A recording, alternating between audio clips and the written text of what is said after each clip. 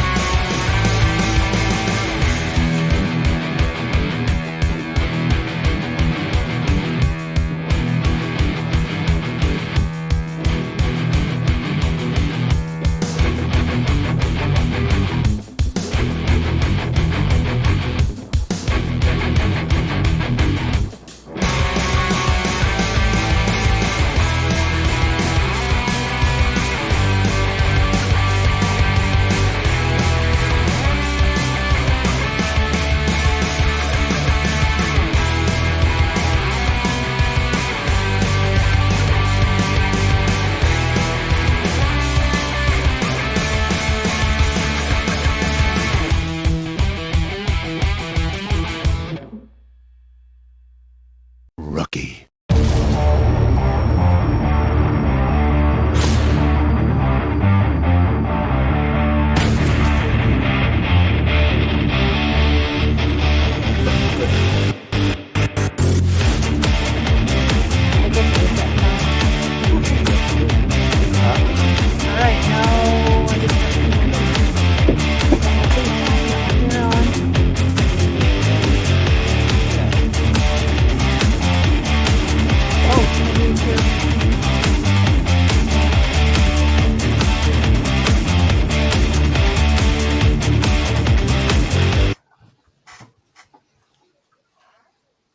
Make sure I bring my mic up this time. And we are live. Huzzah. Alexa, turn not the Alexa. volume down to 2. Oh, I muted the wrong one. I muted my speakers instead of my mic. Don't. So, Okay, just That's making fine. sure I've got everybody on. Up. I'm such a dork at times. Good. Okay, so last we left off, there was Pandalirium everywhere. Yeah. It's the story of our lives. Yeah, no kidding. Angler managed to probably maybe almost kill himself. And we had the 6 peso man. And the 6 peso man. Yes, so lots happened.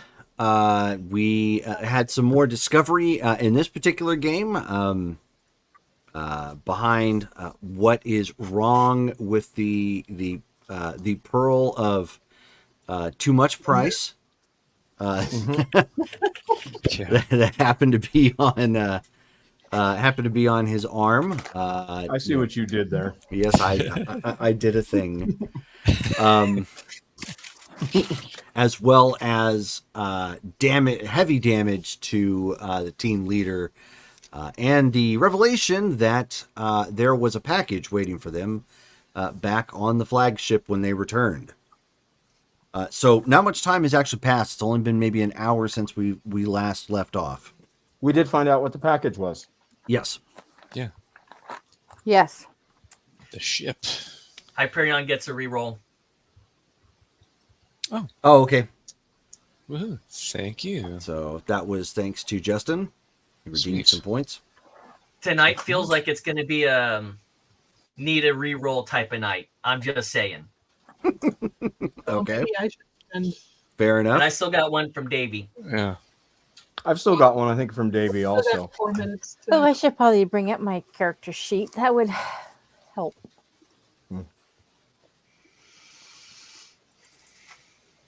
Okay.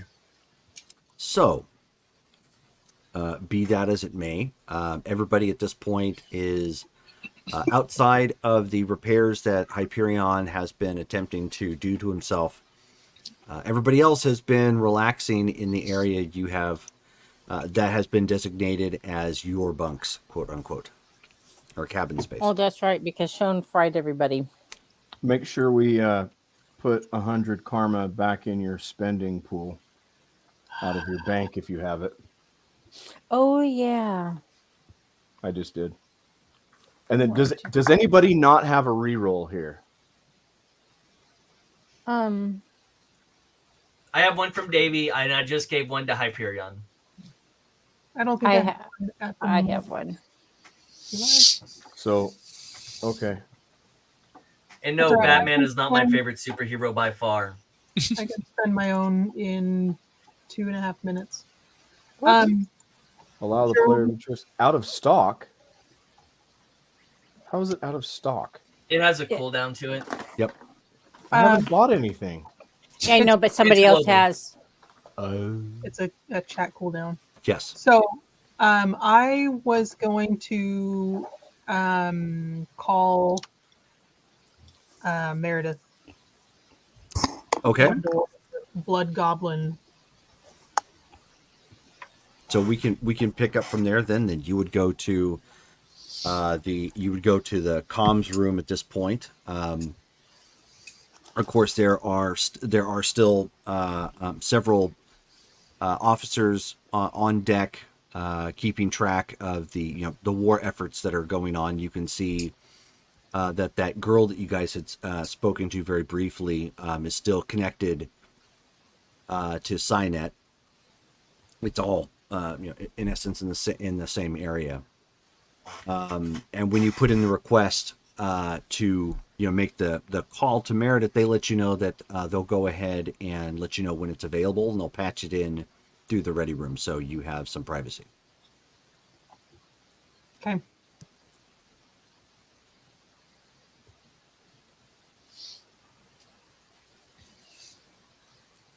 Was there anything else? I'm not dying. Noted. Right now, I am in a stasis of Schrodinger. I Okay. am neither dead nor living. Until we go into your room. Yep, until it's observed. And tell them. Okay. like much of last night. Yeah. I couldn't help myself. That's fine. While Hyperion, so I have a question actually. While Hyperion is repairing himself, Mm-hmm. because the tools and machines available here are probably as good, if not superior, to what we've got at the Vein, would he be able to, while he's repairing himself, maybe it's a prime time for him to do the upgrade that he has for his resistance to physical attack power? Because I have the karma banked, or do I still have to wait until we get back to the Vein? You can. You're having to work on yourself, so right now is as good a time as any. Cool. So that's what he's doing. He's building up that particular power. Okay. Since you were doing it in essence in the field and not back with your typical lab equipment, you aren't going to look quite the same. Okay. Until you get the chance to, in essence, shape it back down to your form, like you would like it. So right now you're looking like a little extra beefy, maybe a little blockier version of Hyperion right now. Okay. No That's fine. no motor functions impaired. Just cosmetically, it's not quite to where you want it. Gotcha. But I'll be able to reshape that back of the Vein. Oh yeah, probably. yeah. Mhm. Okay. Good for me. All right.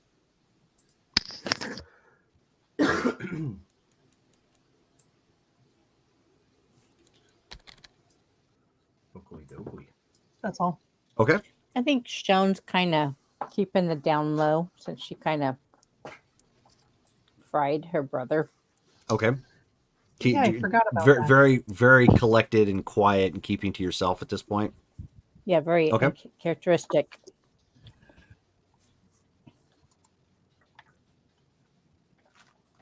I think Lightbringer's trying to not really overthink things.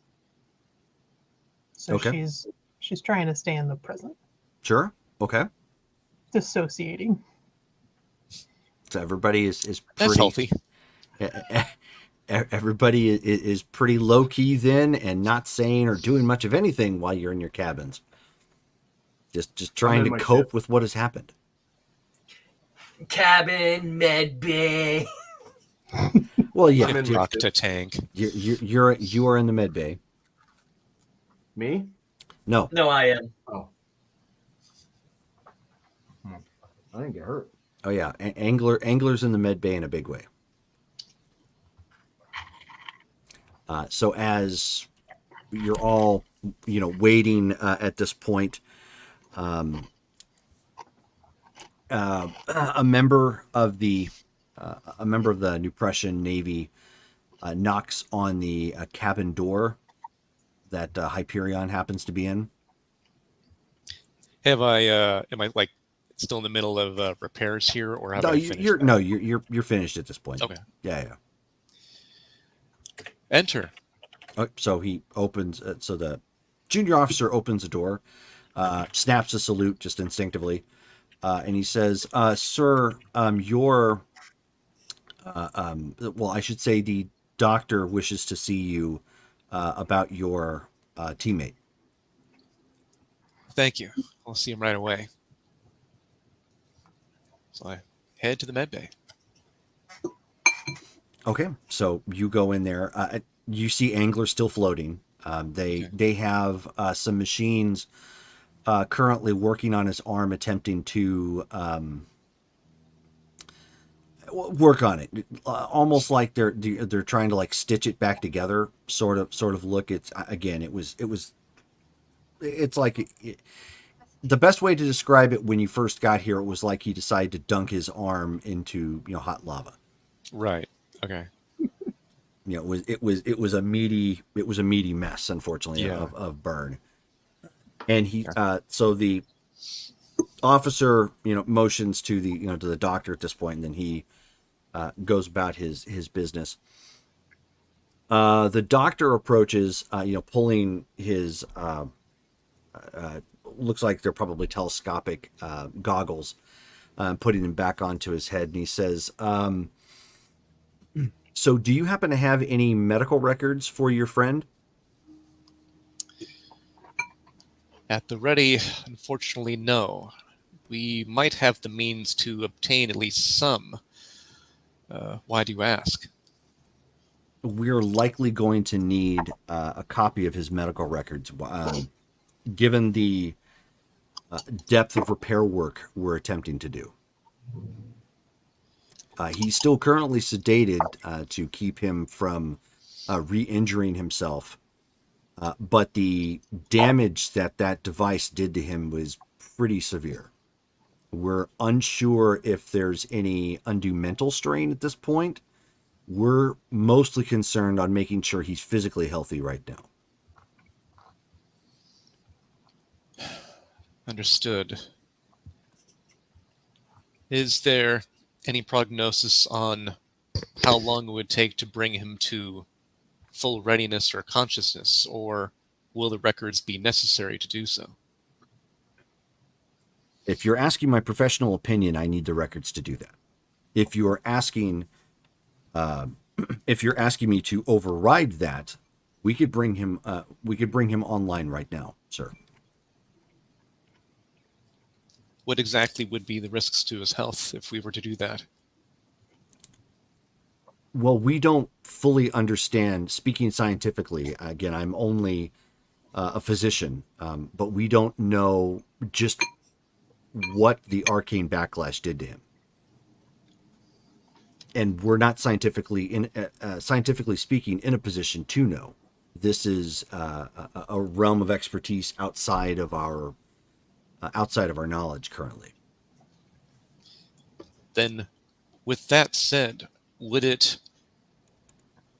provide more help to you if we were to obtain exactly how the magical artifact works, or his medical records? I'll take whatever I can get at this point.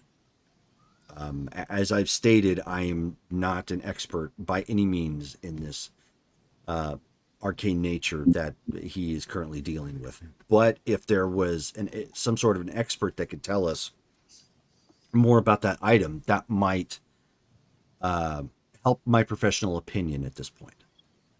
But physically speaking, we can probably get him healed. The concern is what it may have done to him on a mental and perhaps even spiritual level.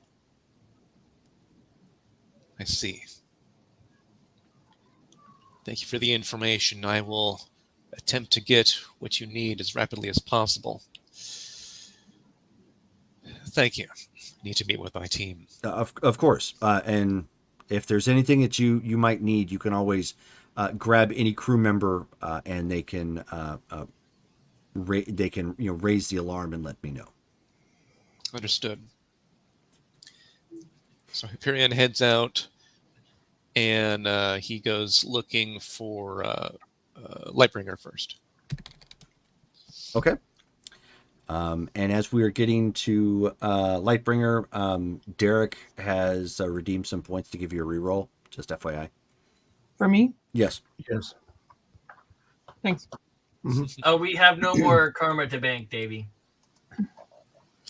Yeah. Speak for yourself. Mine's still in the bank. I've got 3650 saved banked up. A lot more than me. Wow. I have almost that much banked, but I lost more than twice. No, more than that amount. I'm just trying to increase my agility more, and agility is expensive for me. I don't know math. I lost half that much. So as you were approaching Lightbringer at this point, she just kind of has a glazed over look on her face, muttering something about not being able to math. I can't math. Lightbringer, how are you faring? We're here. Yes, we are. How are you? How are you feeling? I have effected repairs, and serendipitously, that provided me with the opportunity to enhance an ability that I have. I should now be able to sustain twice the amount of physical punishment I was able to before with just my body form. I'll be able to perfect the shape and contour of it to better fit movement and so forth once back at the vein, but for now it should suffice.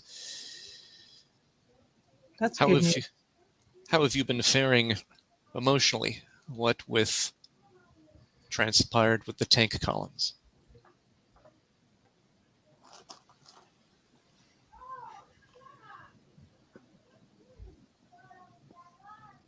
I'm not sure. Nothing like that ever happened to me before, so I'm not sure how I'm supposed to feel. Except frustrated. Understood.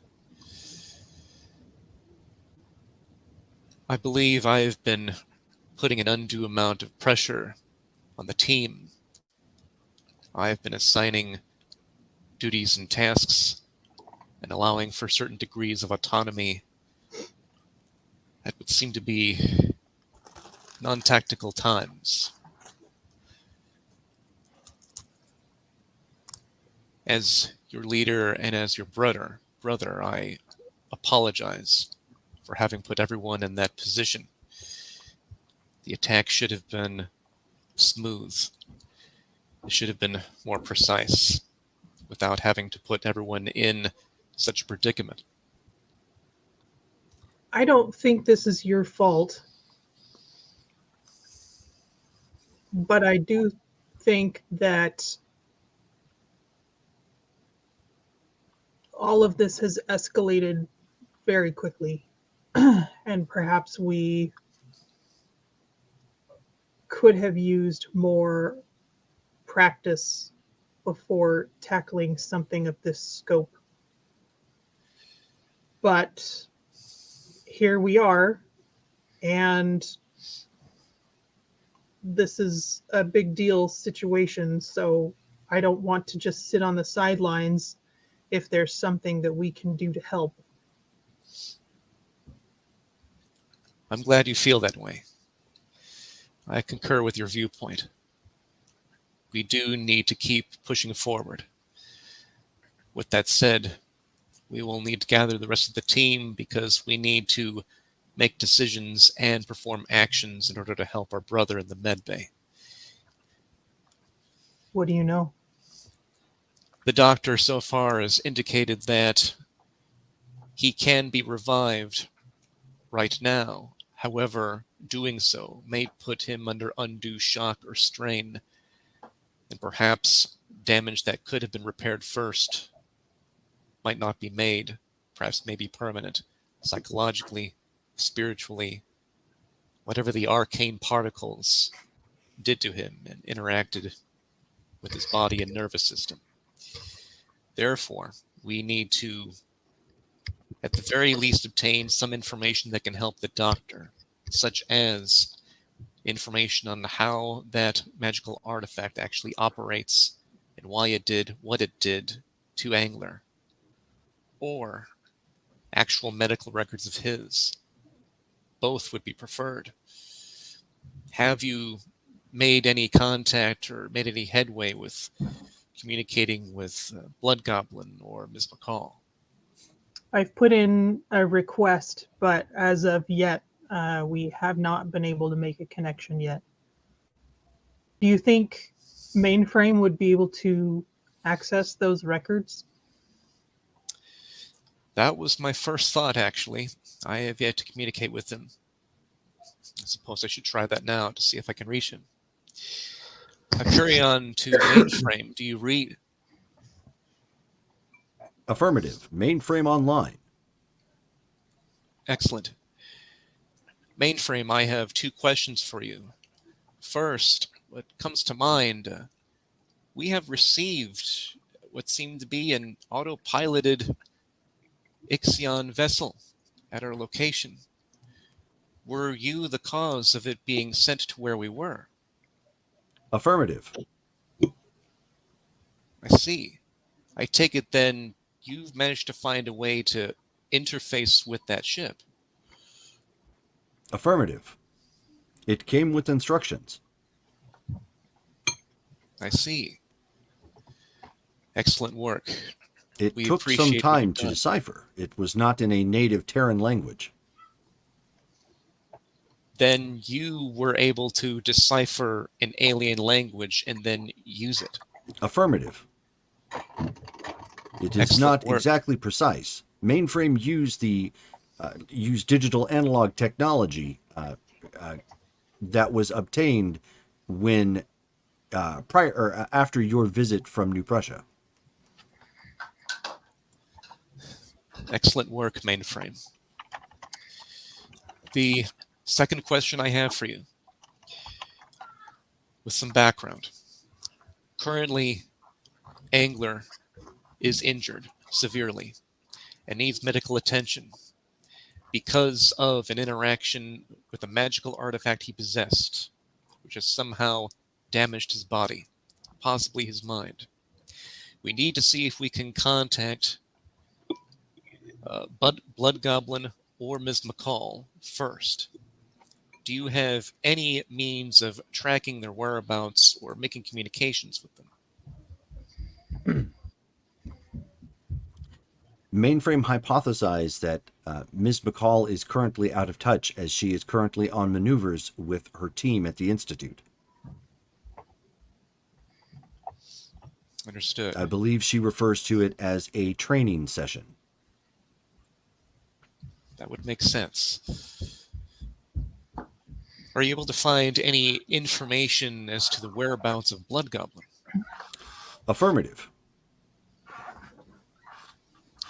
Is there any way for us to get in contact with her? Mainframe would first need to contact her attorney, requesting permission to do so. Granted.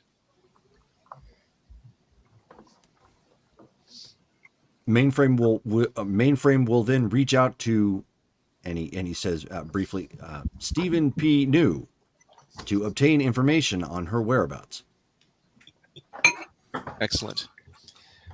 Also, in conjunction with that, if we are able to find any medical records for Angler, that could assist the medical facility and doctors here with his recovery. Are you able to access any type of records either with military hospitals that he may have been in, or perhaps any public hospitals that would have his actual public information? Mainframe does have a method of obtaining this information. However, this will violate several federal laws, including HIPAA violations. Is there any way to cover your tracks digitally so that it won't be found that you accomplished that? It will take some time, but Mainframe does have the necessary software as of this point. I see. Stand by on that order. We'll need to talk with the team before making that decision. Affirmative. Hyperion out. Then he looks to Lightbringer. Let's gather the team and see what we can do. See if it will be necessary for him to break those laws. So then we go looking for Xenofreeze and Shone. Okay. Well, they're respectfully in their cabins at this point. I was in my ship. Okay, so then he was admiring his ship for the first time in a long time. Gotcha. Touching all the vinyl. In there with an armor all. Right. They even replaced the new ship smell. This is amazing. He's all.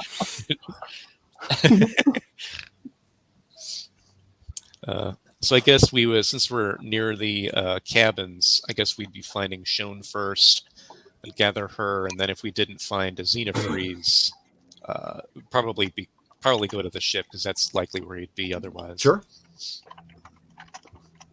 So we'll all gather, I guess, in his ship.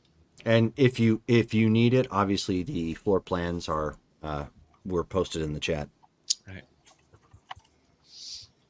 Which saved on my desktop. Davy Jones, if you take a look at the rotating images, there was one that's added. It's actually up there right now, I think. Of the exterior? Of the exterior, yes. It's the mostly all white, bulbous looking ship. Whiskey. White and bulbous. Cool whip. Cool whip. Cool whip. Well. All right. So with gathering everybody, we'll be within the, let's see. Yeah, I'll look at the floor plan. 5, the common area. Yep, which is on the main floor. It just got several chairs around a table. Yep. Works perfectly. So as everyone sits at the table, Hyperion stands there in front of him and says, "First, despite everything that's happened, I am impressed with how everyone has been able to handle themselves in a wartime situation. Even though there have been close calls thus far, and even though we have a brother who has been severely injured, we all managed to survive, and we did save civilians. Clearly, I am not proud that our team has caused casualties amongst humans. You all know my stance on that. But I know that we all have the same goal as superheroes. I've already spoken with Shone regarding my experience before, years ago, before even meeting all of you. Before continuing, I need to know my methods of leadership are actually working for the team to ensure that I am doing what I need to do for all of you to succeed, so that we all succeed together. Do any of you have recommendations, complaints about anything that I do or the way that I attempt to lead the legacy?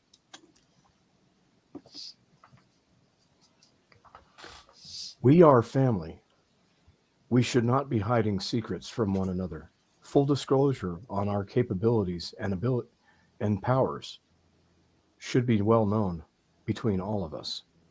That way we can make educated decisions when it comes to critical situations, knowing or not knowing if one of our siblings can maintain or assist, or even in worst case scenarios, save us. I think I agree. As do I. I don't think I did much saving. I think I did more damage. It is regardless. Let the past be the past. Yeah, but I hurt one of you. That is true. However, I know it wasn't intentional. It doesn't matter if it was intentional or not. It still happened, and we could have lost you because of me. That simply means that we will all redouble our efforts in the future. I know I have made tactical errors. We all have in certain ways, but we can now improve. I will be providing more specific instruction as far as what our individual roles are. That way confusion is limited. I also need to provide specific rules, such as whenever there are individuals in the fray, such as human beings without superpowers, we need to ensure that those of us that can project energy or any type of ranged superpowered capability do not use it within their vicinity. If they are close to a target, that target must be dealt with in a different manner without using such destructive means. Is that clear so far? Yes. Absolutely.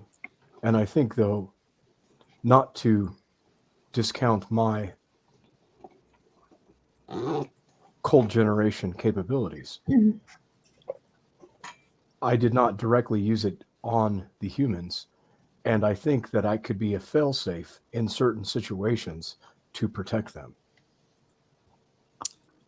I agree with you. Your ranged capability is unique in that it's not the projection of energy, but the dispersion of it in controlled manner. It provides you with a specific non-lethal means of dealing with even multiple foes. What you did in the previous battle, I commend you for. You were able to keep multiple foes at bay for long enough for us to defeat them. Excellent work. Appreciated. And shown not to make light of any mistakes, but to realize the positives that it may come to, aside from our enhanced knowledge and revisiting of our roles and perhaps our relationships, you actually gave Hyperion the opportunity to upgrade himself. I believe it is obvious that he is a bit more stout. And that could be and is due to your interactions with this. It made him realize where he needed to improve himself. You are looking a little bit more boxy. Yes, there are specific custom tools I have at the vein that I don't have the means of making here. That will be rectified, but as I have actually Please already check my indicated, engineering. There is quite a few things up there that I do not typically deal with because I would more likely be in the science lab. But I'll do so. everything that is in the engineering lab is at your disposal. Thank you, Ixion. I'll be sure to take a look. Yes, I have managed to upgrade myself. I should be able to withstand more physical punishment, which may be necessary for our upcoming battles I'm sure we will be having shortly. But before that, the main focus of this meeting is to help our brother in the medical bay. As I've already mentioned to Lightbringer, I've been told by the medical staff that there are two things that are needed for him to have a full recovery. He can recover now, however, that may cause undue damage, perhaps permanent, to his psyche or his body. To prevent that from happening, we need to obtain one of two things or both. First, knowledge on how his magical artifact actually operates and interacts with his form, which we're attempting to do by contacting Blood Goblin. Mainframe is working on that as we speak. Secondly, something that we will need to discuss quickly and make a decision on rapidly is his ability to crack into security systems and computer systems that house the data we need for his medical records with the military and from wherever he was born and wherever he's lived previously and has medical records. This would be breaking multiple laws. However, Mainframe does assure me that he'd be able to accomplish that without being found out. It will simply take some time for him to accomplish. I'd like to ask the team, what are your thoughts on him accomplishing this? What with breaking laws to do so? I've thought of another alternative, perhaps. Do you think one of his other siblings might have access to his medical records? An interesting idea. It's worth the try, at the very least. I expect they'd want to know why we were asking on his behalf.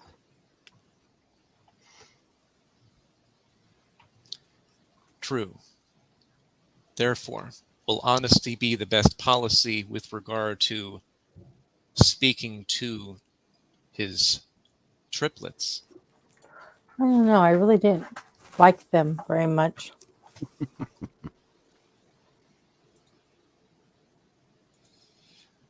I understand your feelings. They do seem to be arrogant. However, that may simply be something we need to deal with if we are to obtain the information necessary for our brother's health. As far as the legal ramifications from my point of view, I do not have any problem with that. My values do not lie with menial paperwork laws. Perhaps I do not have an appreciation for it because of my alien nature, But I do not see the point in that. I do understand keeping things private, but for the purposes we are seeking these things, mainframe can keep certain things private if there were things that were not applicable for his condition at this current juncture in time. That once he recovers, then he can choose whether or not to divulge that information, or have mainframe deleted.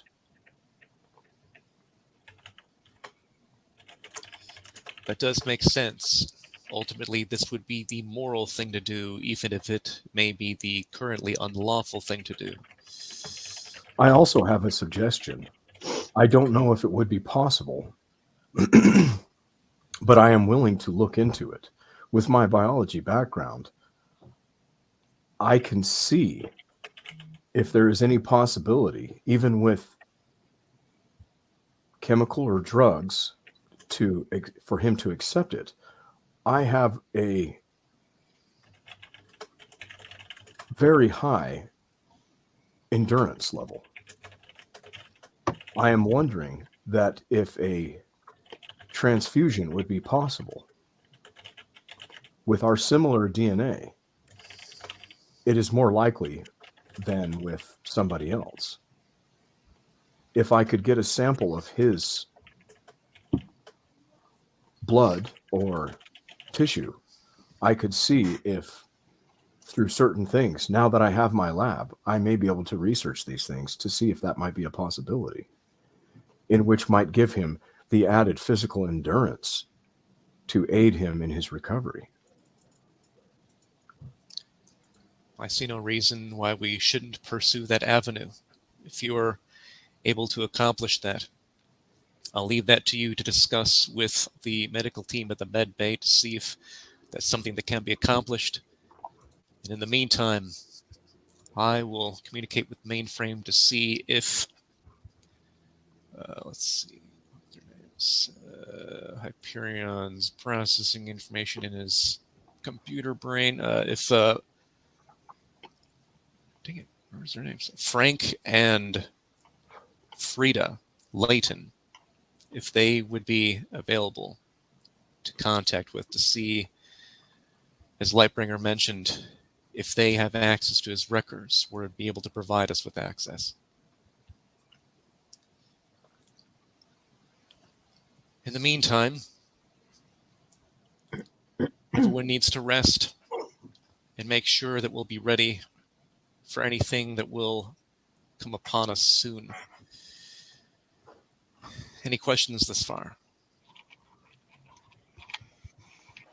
Excellent. Thank you, everybody. And Xenofreeze, when you have information regarding what you're attempting to do with the transfusion, please let me know. Absolutely. I will interface the ship's communications to sync and be available through our communicators, with the ability to block out individuals. Excellent. And I'll first get that set up with the communications, so that way while I'm in my ship, I effectively have a communicator, right? Since mine's gone. Mm-hmm. And then and set it up for only the ones that we have active here, and then mainframe included. Sure. At least as of right now. Okay. And then so give me a reason check right now while you're doing that. okay.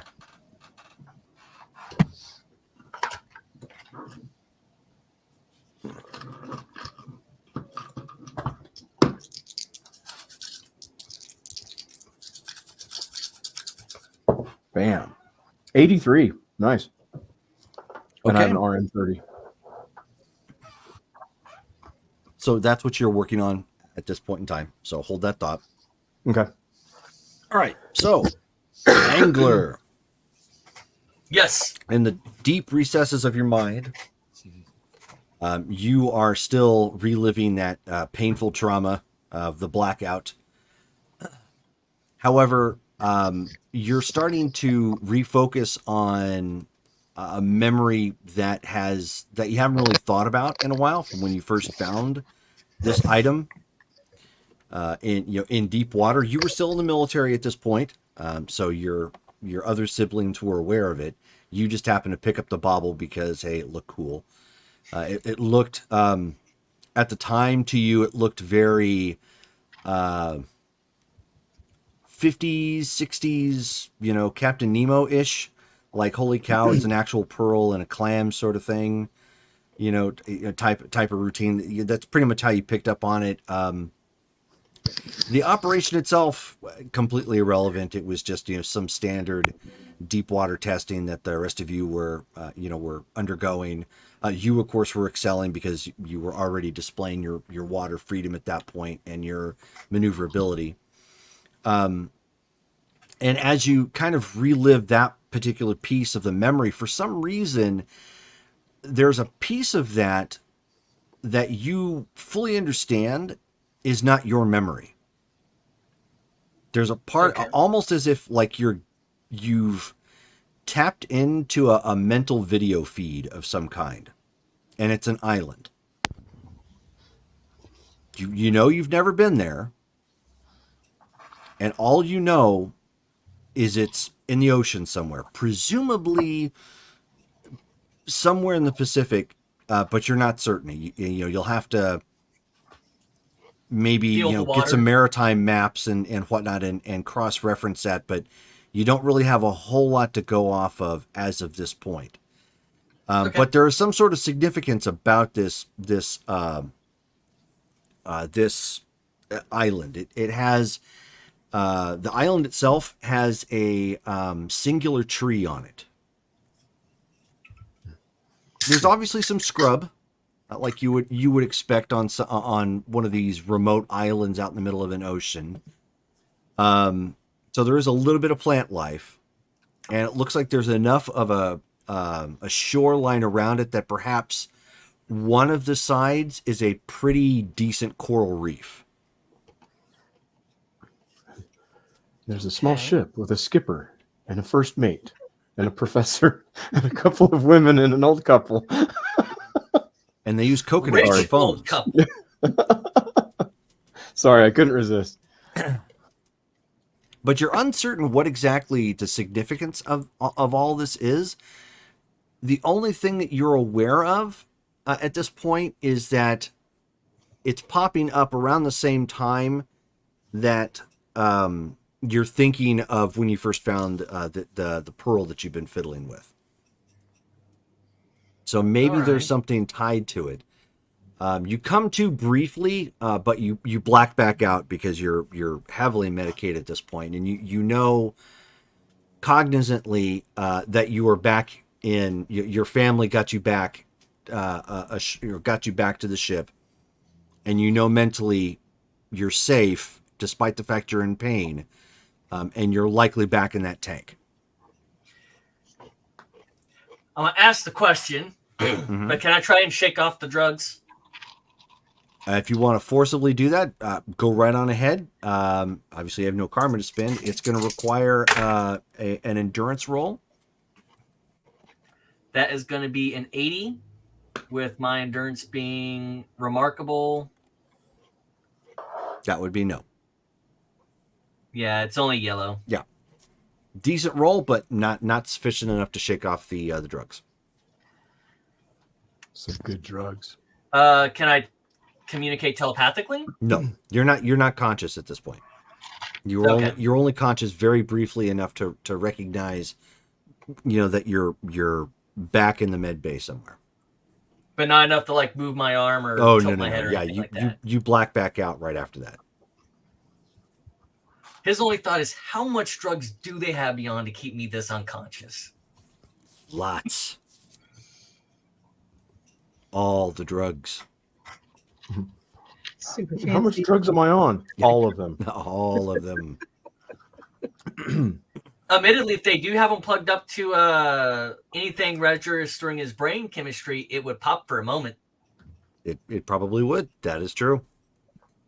So, as you guys are talking and had your conversation, and of course, Ixion goes to start working on the ship to start patching things through wavelength wise, so that way there's you guys are tied to the ship at this point now, as well as the home system for mainframe. You end up because you're in the ship at this point, you end up getting hailed. You can hear it echoing from the vessel outside, and it just echoes, "Legacy, report to the ready room." Repeat, "Legacy, report to the ready room."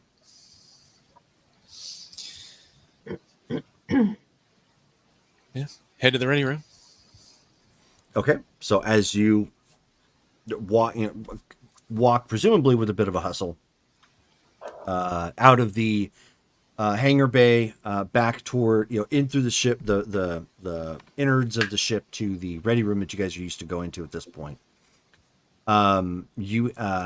Sagan is actually in there right now, and as the four of you come walking in, she salutes, and she says, "Ma'am, your group is specifically being hailed by the Americans." Really? It looks like it may be local frequencies, because we haven't detected any American vessels close enough yet. It's still too far out. I'll look to Hyperion.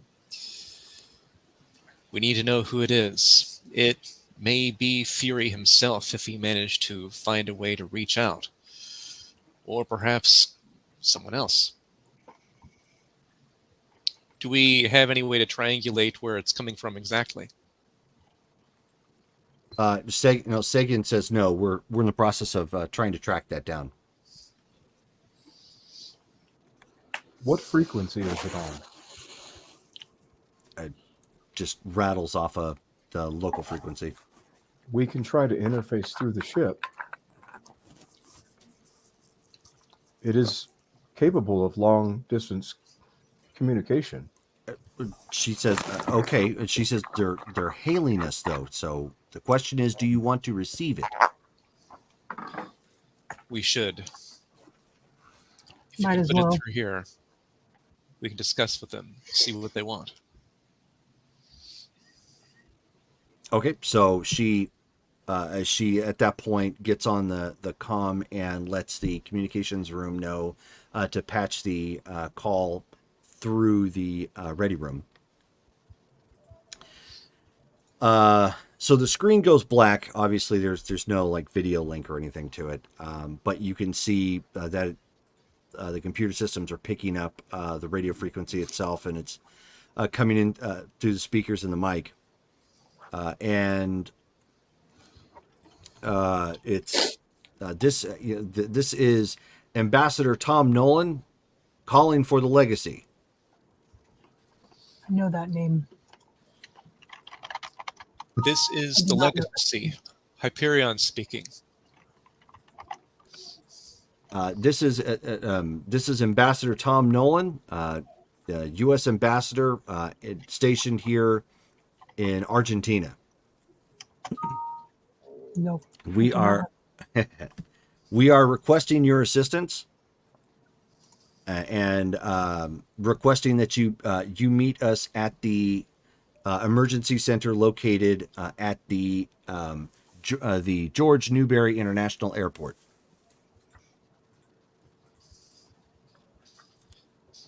Understood. Are you in an emergency situation, under fire, or have casualties? This particular request would be better discussed in person. Understood. We'll be there as soon as possible.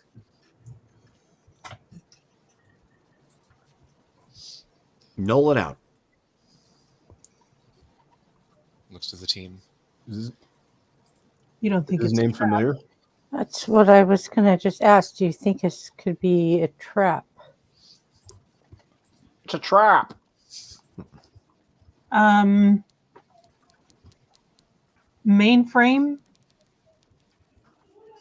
Do you have any information on Tom Nolan? Affirmative. Ambassador Tom Nolan is the United States ambassador to Argentina. Any notes on his character? Negative as of this point. Mainframe has not communicated himself directly to the United States Defense Network. How long has he been in service? Scanning. Ambassador Tom Nolan has been the ambassador for the past 5 years. I look to Sagan and I say, if he wants us to meet at the George Airbury International Airport, do you know what the resources we have here, if there's been any fighting near that area? Is that She an area shakes that we her head. can go? She says no. That's another landing zone that we have that we're using for emergency evacuations, where we have actually accommodated many of the international flights that are there and are attempting to use those aircraft to get people out of the area.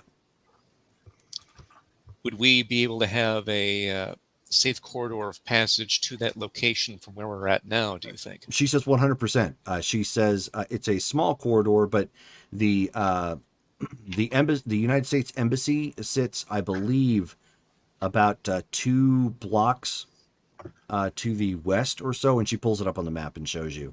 Like, if you actually look on the map, you'll see the airport itself, and the embassy itself is maybe like 2 miles or so down the road or so. It's actually not that far. Okay. She says that's the span of control that we have in that particular area.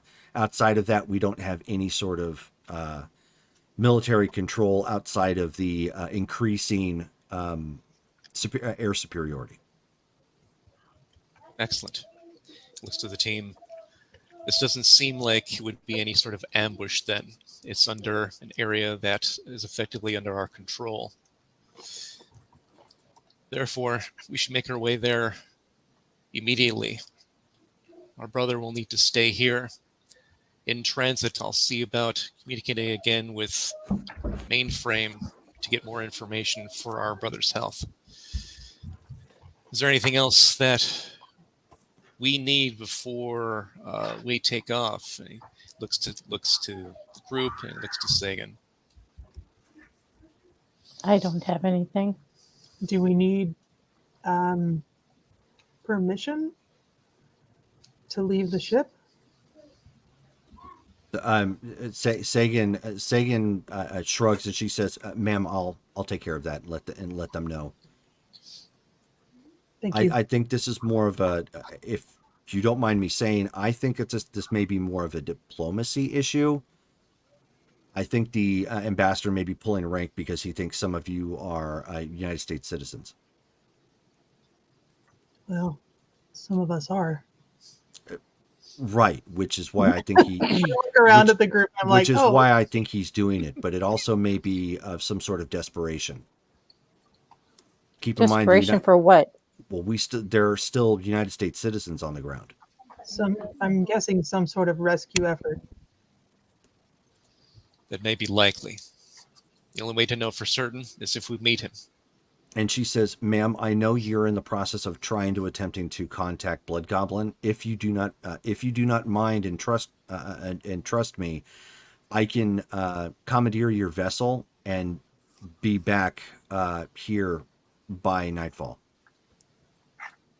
We lack the resources of, obviously teleporting her here currently, but I believe your vessel is fast enough if I go with the help of Mainframe to find her and bring her back here." I'll be right back. Any objections to that? I don't have any. Neither do I.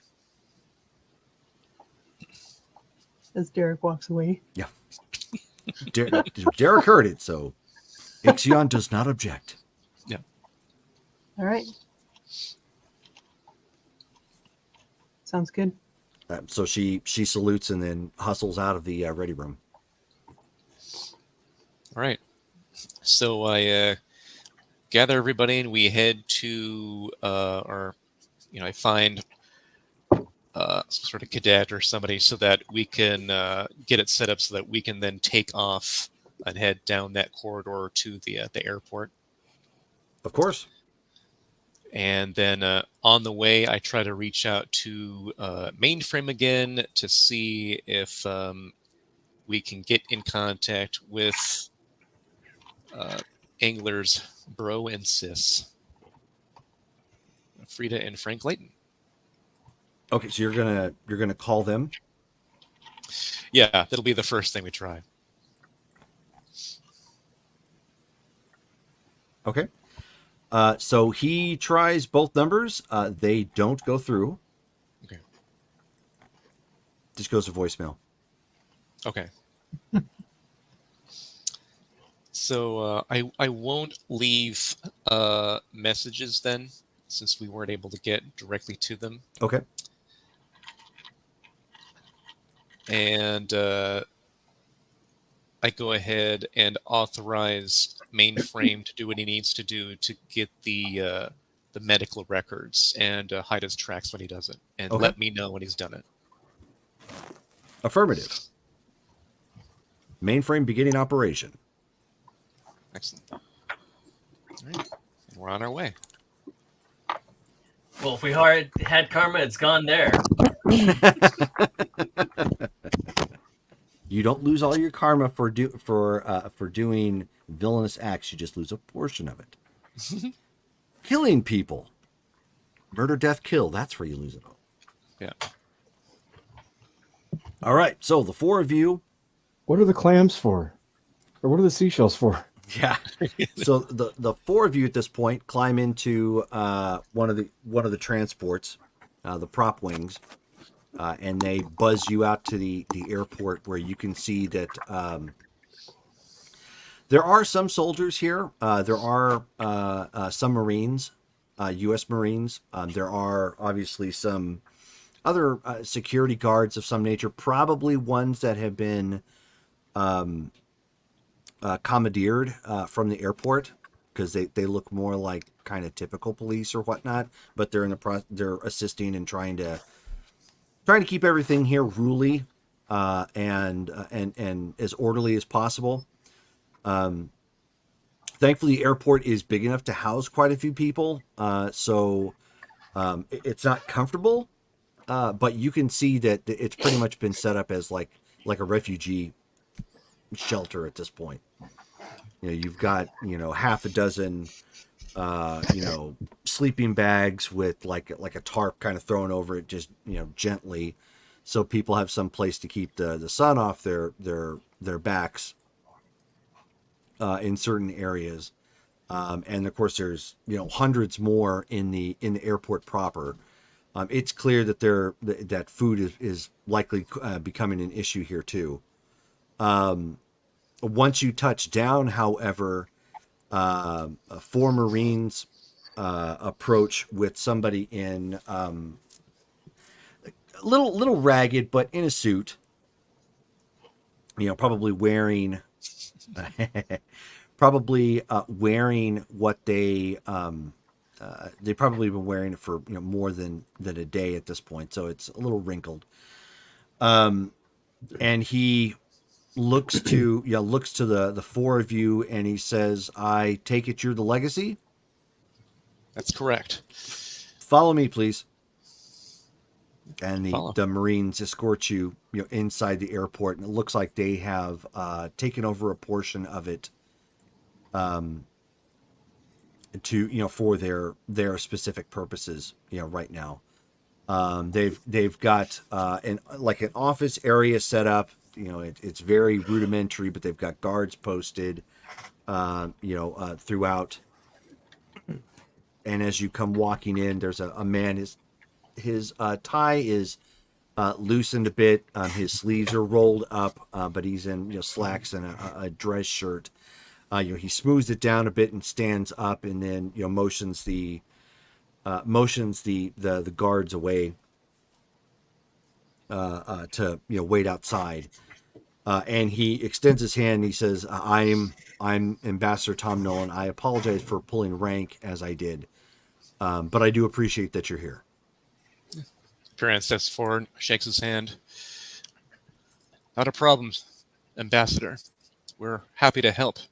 I'm Hyperion, leader of the team. This is Xenofreeze, Lightbringer, and Shone. We are missing one member. He is currently recuperating. How can we be of service? He says, well, aside from everything that's currently going on, I'm certain you're aware that it's pretty bad on the ground. We do have reports that the Nazi flag has been raised in a number of areas. And while we do control from here up to the U.S. Embassy, beyond that point, it's a no man's land. And specifically, I need the 4 of you for a rescue operation. Who are we rescuing? I can't spare any of the Marines from here, and I'm not authorized to do so, which is why I'm reaching out to you to do this for me, with the hope that you will concede. Understood. What information do you have? We'll do everything we can. He says, my daughter was attending the Argentina University of Enterprise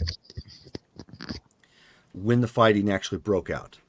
When we last received any word from her in the building, the security forces actually trapped the students and forced them to remain inside. Beyond that, we don't know. We suspect that they're being held hostage in some form. And when my daughter was last able to call us before the lines were cut, she did indicate that she saw the difference in their uniforms. So I believe the Nazi forces that have taken over in Argentina are the ones responsible for it. Understood. Do we have any information on the number of their forces? We do not.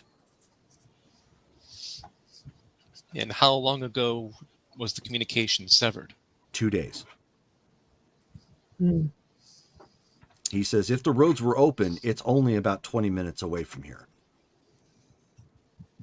But with all the fighting, that would be an extended period of time unless we had a more direct route. Correct. I realize I'm only an ambassador, and I'm making a big ask. But whatever I can help with stateside, I will, if you can do me this one favor. Do you know how many other students were trapped? I don't specifically, but the school itself houses at least 1,000. I don't know if all of them are there, if some have been ported away or managed to escape, prior to the fighting. But I would suspect probably half of that of the school is at least occupied.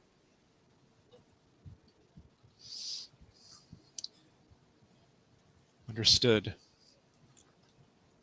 We'll formulate a plan, make our way there, deal with the security forces, and save your daughter along with the other students, and do what we can of bringing them back here for safe extraction from the area. Is there any other information that may be pertinent that you can think of that would help us?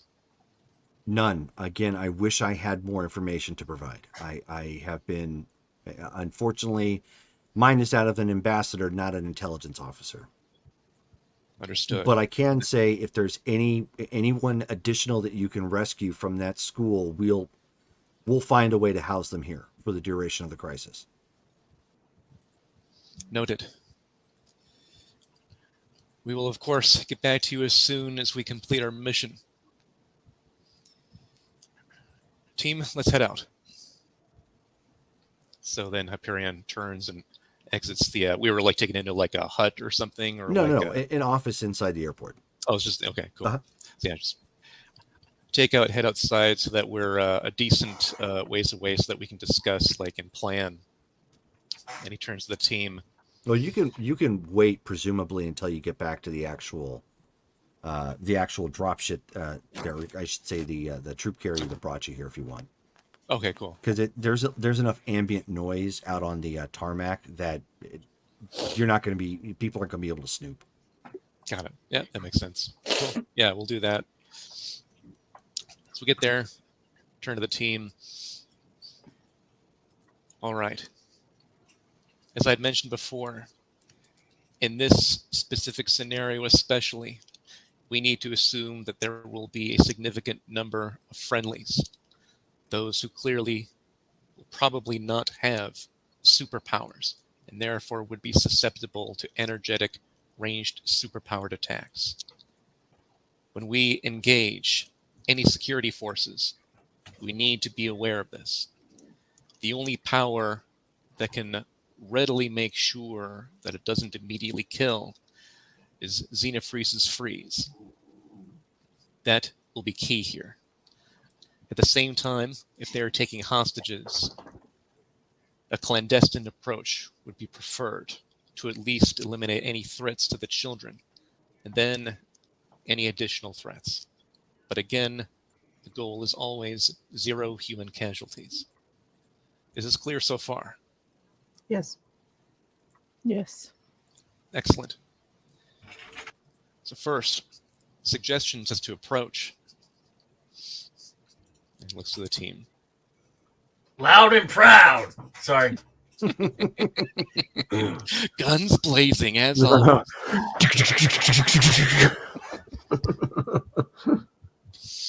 I would suggest sleeping everybody, but I'm done. I'm not sure if that's an option at the moment.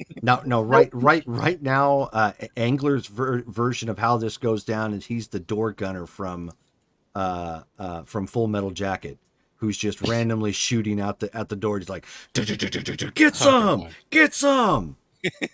Yeah. How can you tell if they're all Nazis? Anyone that moves is a Nazi. Anyone that stands still is a well-trained Nazi. He's not that bad. I mean, he's not much better. Like Major Payne, because killing is my business, and business is good. Which is on Amazon Prime right now, not sponsored. Love that movie.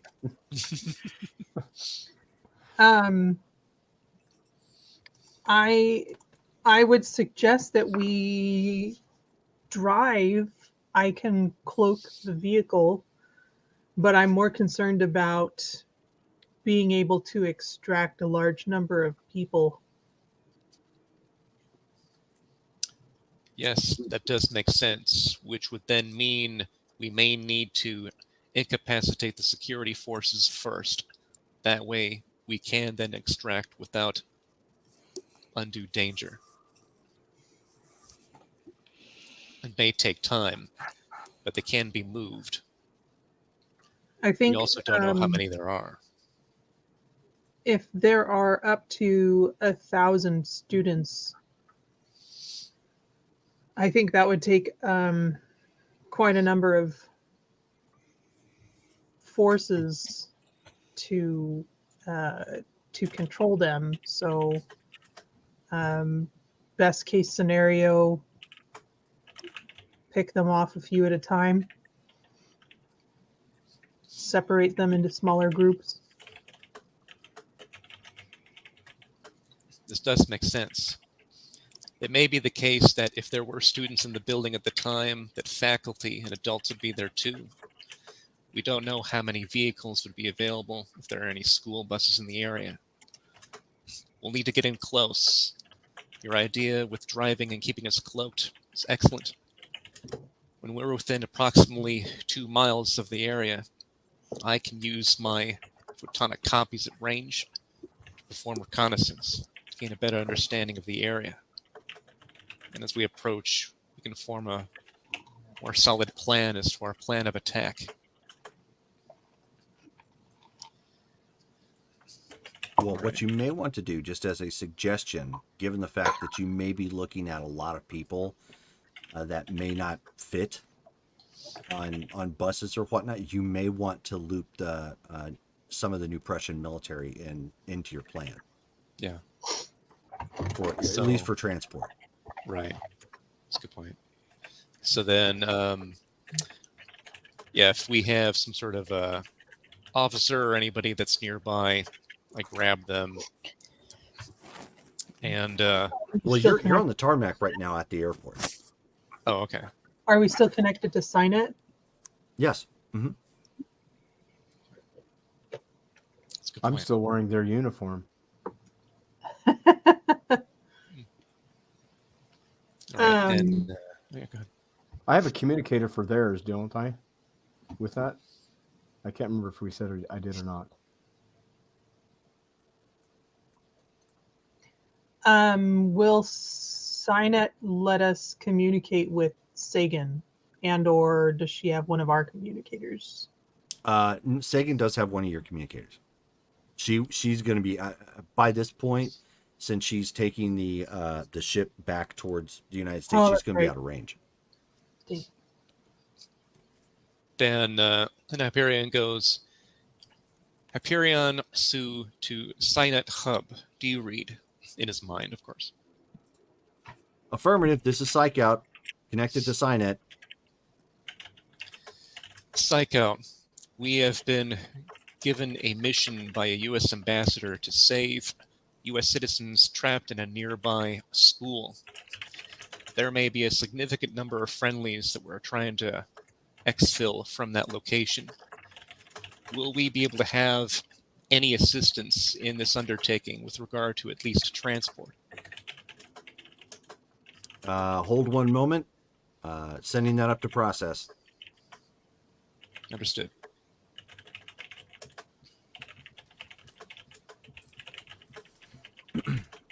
And as you're waiting, your request has been approved. Jackhammer, was it Jackhammer? Wasn't Beta? Alpha. It was like Omega. It was the other Jackhammer team. Oh, I think it's Jackhammer Beta. Will be. Oops, you know what? Was it? No, this is a different set of notes. Okay, but anyways, yeah. We'll reposition close to the target destination. We will have, given that we now have air superiority, we will have 2 transports ready to start carrying whatever baggage that you have in tow with you. Understood. I'll inform when we can have them make their approach. We will attempt to disable any security forces first.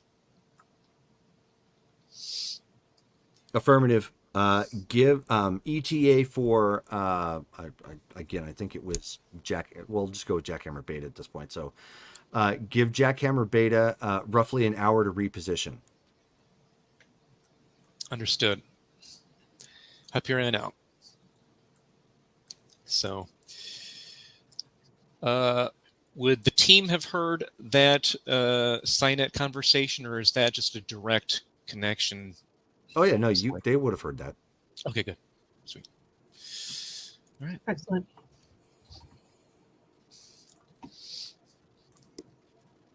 So this gives us time to approach in cloak and to scout the area.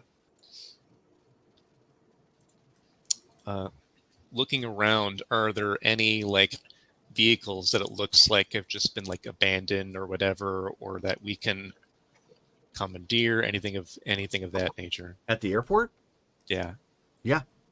Okay. Oh yeah. There's several rows of vehicles in the parking lot.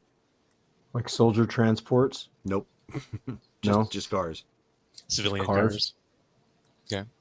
Cool. All right. Pack them in like clowns. So we'll look for if there's like a van, we'll use that just for our purposes. But if Sure. not, we'll get what we can get so that we all take one car. If need, Hyperion will do his thing, try to hotwire the car to get it going. Okay, I'm not going to make you a roll for all that. So yeah, Okay. you hotwire you find a van, some old '90s van, and hotwire that in. What's that? Old 90s. Yep. So it's what, like 4 years old? Is it a white panel van? Free Yeah, candy written on the side. Yeah, there you It's got that adhesive wood paneling. yeah. That classy look. It's got pink tinsel or like tassels. Right. But yeah, so you take the vehicle and start heading off. On the roads. I take it you're covering everything up, making it invisible. Yeah. Okay. Yeah. So you using the map, you drive to it's a well-known school in the area, so it's not hard to find. But when you get outside of the protective cordon of the airport to the United States Embassy, because that's actually been blocked off by cars, so they actually have to let you out, sort of thing. Basically, push the car one way or another to let you guys in or out. Gotcha. Once you get outside of that, yeah, there's some fires that are lit. Like it's occasionally it looks like there's been fighting throughout the city at various points. Some smoldering here and there. There's a little bit of smoke. Ambient noise of gunfire crackling in the background every so often, and some popping sounds of nearby explosions. Well, this is actually a bit of a relief because I was worried about the sound of the vehicle being like giving us away. Yeah. Wartime noises. We're fine. Yep, wartime noises. Sounds identical to driving van.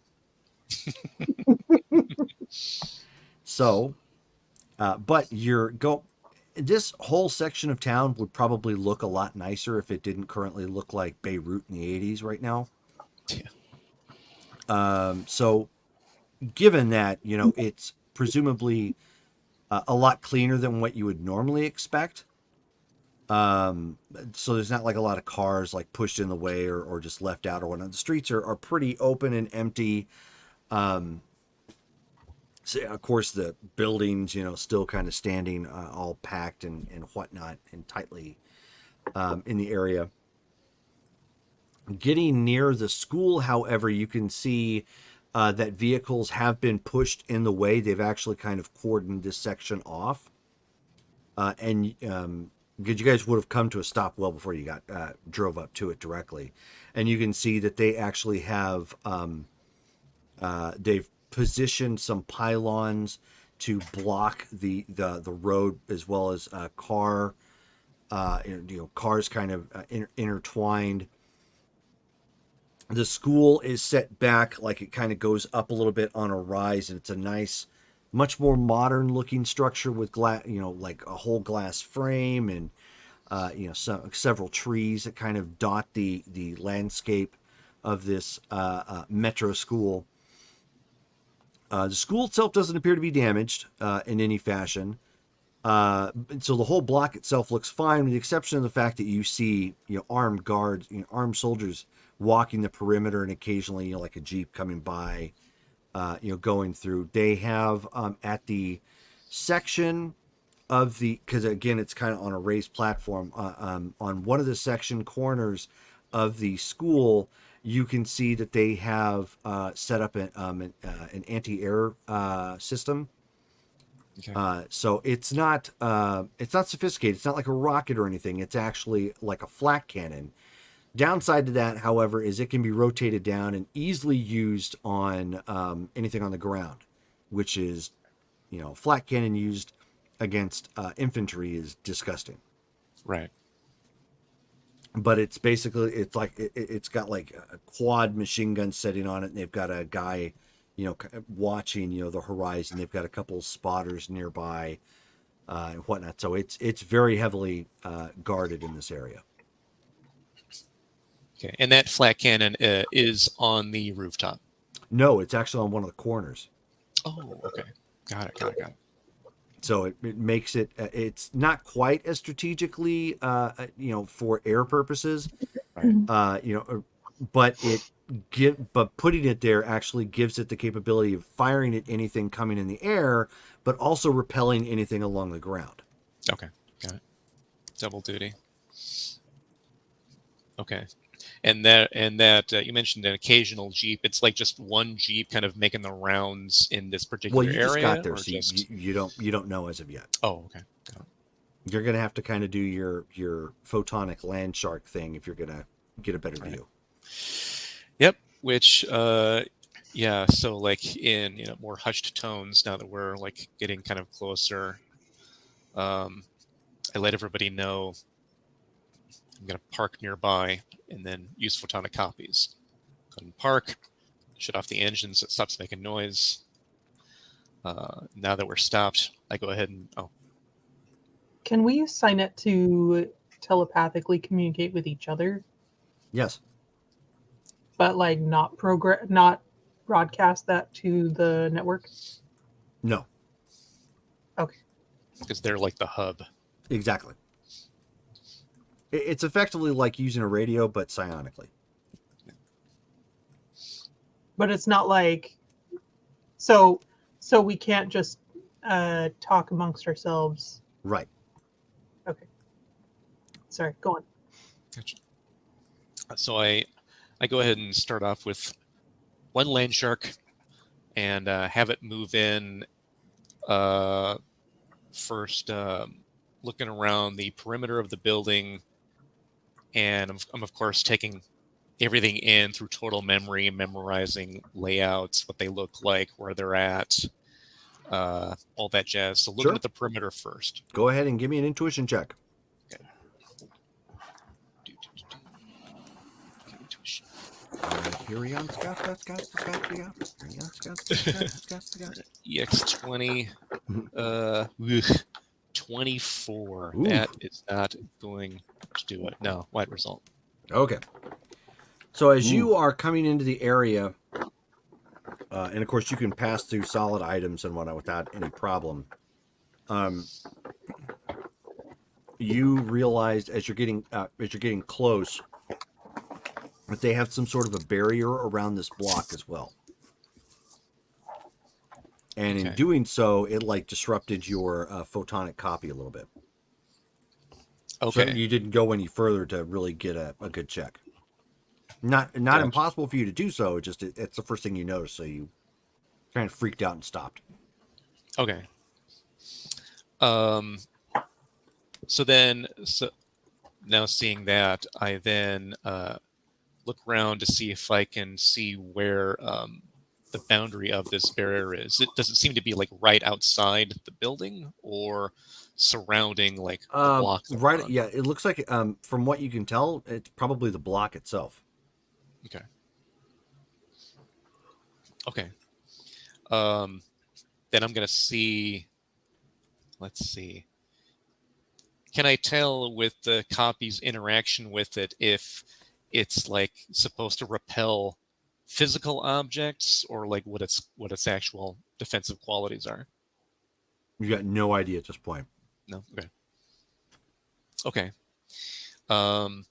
Then since my copies can go relatively fast, they're like assless. I send it around to get an idea of how big this field is. Okay. So I at least know that. Go ahead and roll again.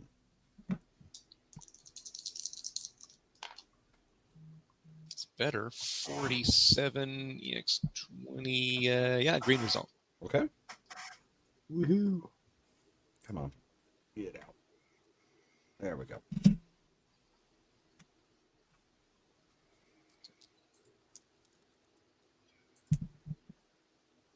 All righty. So you are passing around the perimeter and whatnot. You're getting, again, a better look at what's going on. It's hard to tell because it's mostly invisible. The only reason why you picked up on it is because it disrupted your photon copy. So Right. it's like it's almost like it got staticky and just incorporeal. Okay. Or discorporated, I should say, when you got too close to it.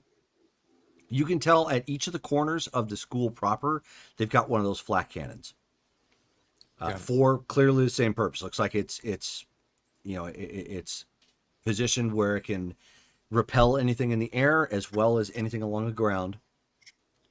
They've got guards that kind of patrol, and set up. They've got more than one Jeep here. You can see that they're in the process of setting up some mortars right now. Outside of the flak cannons, though, it looks like the security forces here are minimal. Maybe 30 people tops. Okay. You don't see like any heavy armor or anything, but it's clear that they're setting up for something. You wouldn't put this many flak cannons here for nothing. Okay. I relay all of that as I'm seeing it out loud, but under hushed tones, of course, to the group, so they're aware. So now that we've looked at the outside, I see if my my copy can go through the barrier. Okay, give me a psyche check. I think we definitely should take out the cannons. Oh, 100. All right. So you pass into it, Mm-hmm. and whatever it is, it's almost like someone loudly tuned in, or I should say, loudly gave a kind of out of frequency broadcast in your head. Mm-hmm. Had you not gotten as well as you did on your psyche, you'd probably be suffering a pretty major migraine right now. Okay. And it actually dissipates your photonic copy. Got it. Okay. So it's some sort of scramble system. Gotcha. Okay. All right. So everyone will probably see me kind of do one of these and shake my head a little bit. There is some sort of disruptive field they have activated. I can't seem to get my copy beyond the perimeter. I can try to attempt again, but it's unlikely that will accomplish anything, which means we won't have direct reconnaissance of the interior of the building.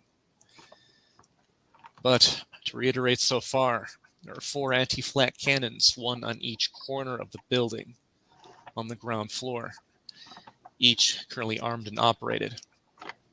There are multiple jeeps in the area, but not many. There are guards also patrolling the perimeter, all armed. They are currently setting up mortars, and there seem to be approximately 30 of these individuals, at least on the outside. Was I noticing if any were like kind of entering and leaving the building? Like, does it seem like 30 would probably be total, or does it seem like there'd be more in the building? Hard to say, given the fact that the situation that you've been advised of, they probably have some on the inside too. Okay. All right. So, with that said, we can attempt to approach clandestinely. I believe that we will need to do on-the-ground reconnaissance. To do so, we should all stay together in one formation. When we split in the past, that has weakened us. We need to operate as one cohesive unit, no matter where we go. Unless you're sitting in a Bacta tank. Right. Well, you're here in spirit. Angler chimes in with blub blub. Lightbringer, do you think you'll be able to keep us cloaked as we move closer and into the building, even if we were to open doors? Certainly. Excellent. All right. We need to be careful. As weak as I can tell, there don't seem to be any obvious superpowered beings. But keep on your toes. I will be ready with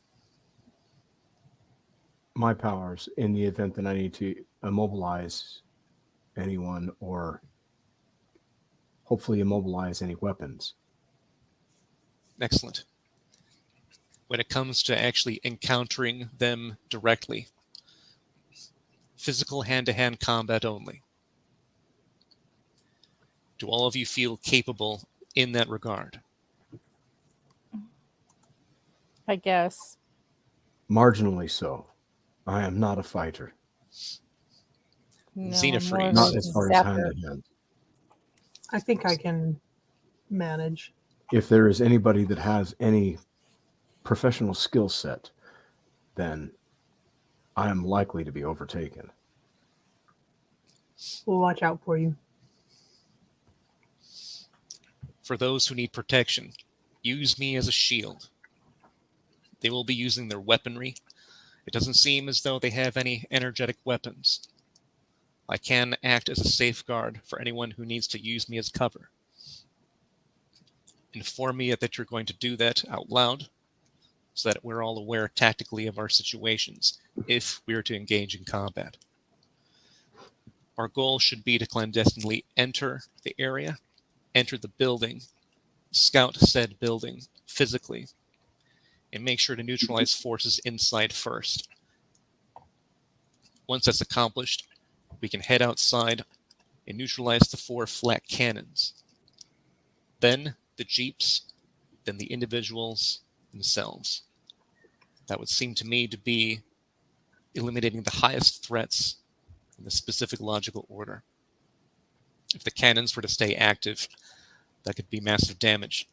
The jeeps themselves can also be used to transport, to send for reinforcements, or to ram one of us. But first, we need to make sure that the hostage situation itself is taken care of. We'll approach using cloak, making minimal sound, and when communicating, we will use SciNet. In fact, as much as our communications is possible using SciNet, even during battle. Think what you want to say. That will provide us with a tactical advantage and with them with a tactical disadvantage. They won't know what hit them. Understood so far? Any questions? No. Can't I just rocket through there and just like knock them all out? Sure. I mean, if you want to. I mean, Bowl them all over. Treat it like elf bowling. excellent. Just with his arms out and just clothesline everybody. Yeah. Then we'll approach on foot so as not to alert them with the approach sound of a vehicle. Let's move out. Gets out of the car so that we head there. Okay. And still invisible? Okay. Yeah. And so how are you approaching? We're going to approach, let's see. So how many entry points did it look like? Yeah, like that. Tiptoe like that. The school has we're- 2 entry points. Okay. Outside of like fire escapes and whatnot, but it has 2 main entry points, the front and the back. Okay. Big double doors like you would normally see like on a school, like leading into the lobby. Gotcha. Are they both like flanked with guards? Oh, yeah. Okay. Is there anybody moving in and out? No. Okay. Fire escape? Yeah. Are there any other obvious entry points or like ways we can get to the roof and enter that way that I was able to see? You could enter from the roof. It would require all of you getting up there.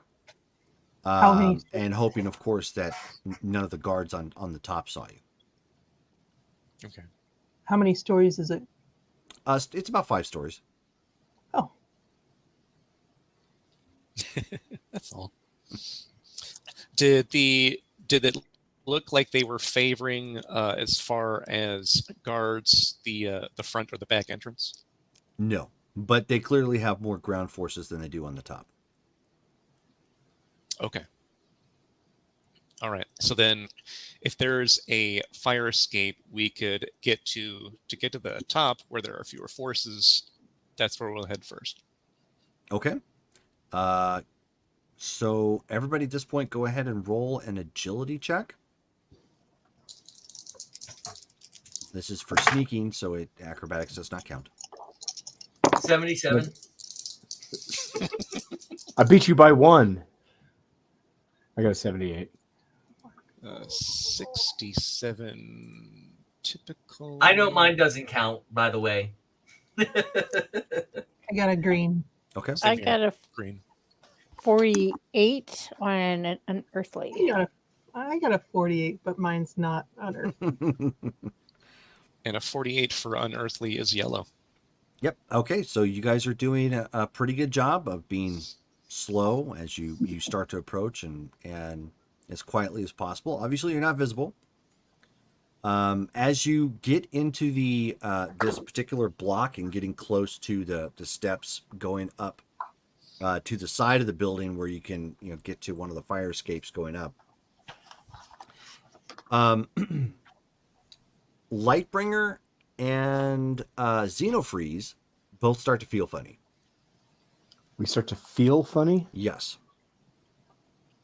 Can I self-diagnose? How do you plan on self-diagnosing? With my reason? So just Or I could just use the mentally like going down like, okay, what would normally be the symptoms of like I XYZ? mean, Okay. I guess I could use the scanner. Well, I don't know if I would want to use a scan, like pull out the scanner right now and Yeah. Okay. Like, what does yeah, it feel just- like? Is it like I'm tingly? yeah, Yeah. a little tingly, lightheaded. I'm going. I'm I going am to. feeling tingly and lightheaded. This is a very unusual feeling for me. I am too. And this is all Wait. through Signet. Yeah. And where are we? So once they say that, how close are we to the building at this point? You're pretty close to the side of the building right now. You're actually coming up the steps that go. Remember how I said it was like it's elevated a bit, like on a platform. You're basically going up those steps, coming up the Are side. we all? So you are in the all block four at of this us point. pretty much in the same, or is Lightbringer and I like taking the lead, or like what? No, you're all within the same vicinity one another. You have to be in order to be in her invisibility. Right. Okay. I'm just curious to see like what if we're hitting something first or something like that. No, nothing like that.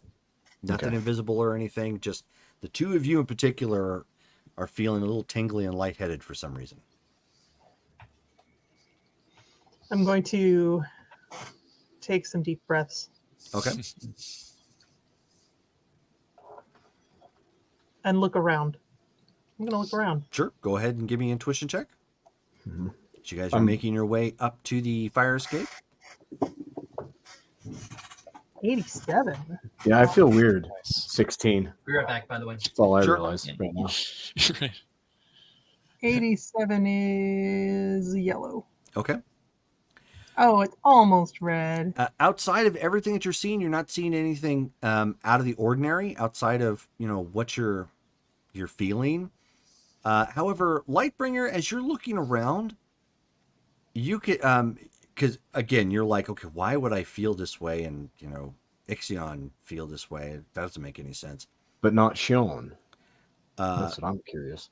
What you notice is there are antennae on the top of this building, and they're at each point at the top. It I'm going stands to. it stands out because usually there would only be like the one, and maybe it would be like a lightning rod or something in case it was like tall enough or whatnot. These standing up at each corner of the building look almost as if they're like there to broadcast something. I'm going to nudge Hyperion and point at the antenna. So looking at the antenna, just viewing them, could I surmise what they'd be capable of or what they might be doing to Go ahead and give a possibly- reason check. Sure. I'll add 0 karma to this. Okay. Noted. Sweet. Make sure you mark that off your character sheet. The 0. Carry the 0. Carry the 0. Times 0. He starts doing math like Jane. Well, nothing. Carry the nothing. Divided by nothing is Okay, 53 amazing green. okay. You're not certain what these are there for, but this could very well be the focus of this weird field, disruption field that you encountered.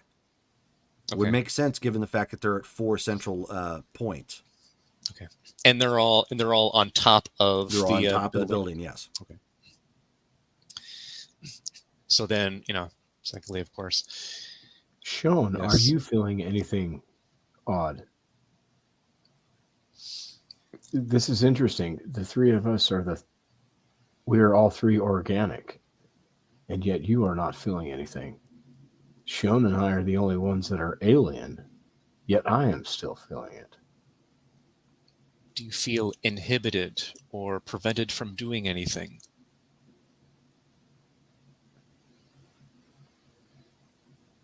Just Am I able to like focus through it, Jerome? Focus to it how? Just like Because it's not impairing you. If that's what you're inquiring. Yeah. It's just Yeah. it's a discerning feeling is all. And you also note you're still invisible, so it's clearly not inhibiting you in any way. okay. I'm still able to function at this point. All right. Perhaps need we to be- should press forward and see if it changes. Exactly. If anything starts to happen to any of you, let the rest of us know immediately. We'll need to deal with it since we're in the thick of it now. We'll head to the rooftop and see about how many individuals are there and whether or not we can deal with the forces up top and the 4 antennae. So looking around, does it look like we'll be able to access the fire escape? Or will there be... Oh yeah, something 100%. Mm-hmm. Okay. I mean, there's guards that are watching it, but it's clear they have no idea you're there. Okay. So Hyperion will then start heading up first because he can be the point man and take hits if he needs to. Sure. Okay. You guys start scaling up the fire escape, kind of walking, diagonal, going all the way up to the top. The closer you guys are getting to the top, the weirder you're starting to feel.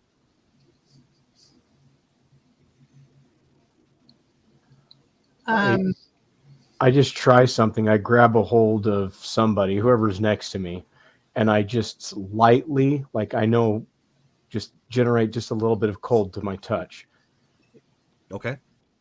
You got a cool touch. Is it manifested? So it's, I mean, everything seems fine. It wasn't. I didn't feel like it took me more effort to do anything or anything. Nope.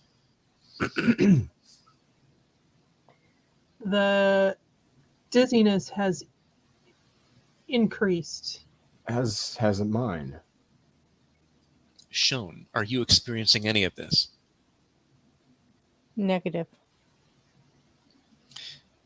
Can Hyperion's mind kind of correlate the similarities between Lightbringer and Xenofreeze to see what would match and therefore what might be affecting them by these antennae? Sure. Go ahead and give it a roll.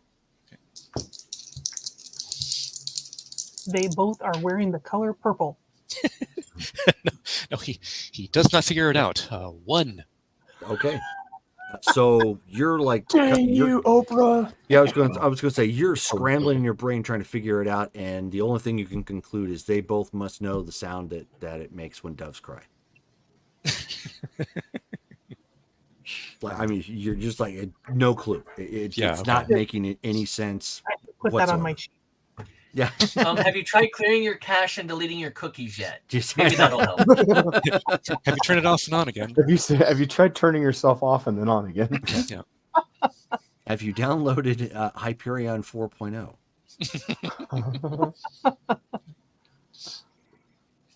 All right.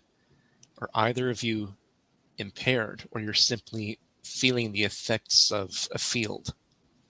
No, whoever. I mean, because we can't see each other because we're all cloaked, right? Technically, you can, yes. Oh, so whoever I grabbed, I'm like, no, I was not inhibited, and I can still generate my cold. So I would assume that the rest of my abilities are intact. However, is it like nausea now? When you're Or up at is the it- top, yeah, it's a faint level of nausea at this point. Are we at the top already Yes. at this point? Yeah, yeah. Oh, This good. is a very unusual feeling for me, considering the fact that I do not have a stomach. Yeah, your version of nausea looks like somebody basically dropped a pebble in you, and so you're kind of like rippling. So I'm like, yeah. I was gonna say bubbling at the shoulders. Yeah, there you go. Right. If we're at the top, do we then see a better layout as far as like how many dudes are here, if there's any other technology or whatever? No, but I mean, basically from where you're at, it's got a clear view of everybody that's here. So the anti-aircraft guns I've already explained. They up here on the top, they only have like 3 guys up here that kind of just walk around and keep an eye out. One of which does have a sniper rifle in case they need it for whatever reason. It's setting up next to it like an air conditioner unit, and they've got 2 rocket launchers up here. Again, obviously in case they need it. Okay. But there's obviously door access or roof access up here, with a door that goes down into the building. Gotcha. And then, of course, on one side there of the building, it levels up a little bit where the elevator machinery is at. Okay. Those 4 antennae then, are they connected to each other, or like what are they connected to? They are connected. There is cable conduit that runs around the rim of the top of the building that connect all 4, and it goes somewhere inside. It looks like they've modified the building, like drilled a hole or something, patchwork wise, and shoved that conduit down into the building somewhere. Okay. Let's see here. Are the guards on top here kind of just at the edges, kind of looking away from us at the moment? Yeah. Okay. While we're here, since they're looking away, and I'm gonna duck down also to make sure that like nobody from the ground would be able to look up and see us, or see me anyway. It's gonna try to generate just a copy just right in front of him to see if it can even work. If it exists, he'll immediately dissipate it, but if it fizzles, that'll tell him it's not going to work. Okay. So when you do, it's like your photonic copy is on a TV that has a very bad signal, and it just got it. Okay. All right. And again, same thing with your head when you do that. Gotcha. Yeah. You want me to try and make a small spark to see if it affects me? Make a simple, very light spark between your hand. Low audibility to ensure you still have your power. Okay, so she'll duck down till she's not standing up. Okay. And she'll Yep. try to Okay. make a Sure. Yeah. small arch. Okay. Roll your endurance. It's never a good sign. I know. 30. And that is incredible. Barely. No? So a Wait. 30 on incredible is a white result. Okay. White, barely. So as you see her, go to do this and the psst sort of thing, it's almost as if you hear that sound of like flame racing through like a hallway as it's quickly sucking up ambient oxygen before the kickoff. And all of you hear this immensely loud like sound as the 4 antenna like throws sparks everywhere. Shone is thrown completely off the roof. Ixion and Carmen, give me endurance checks. I'm telling you, Shone's going to get to the point where she's not ever going to use her powers ever again. 34. All I did was this. 65. 34 on my monstrous is, yeah, I'm green. Okay. And Carmen, you got a what? I got 65, which is also green. Okay. Must be green. Okay. Okay. All right.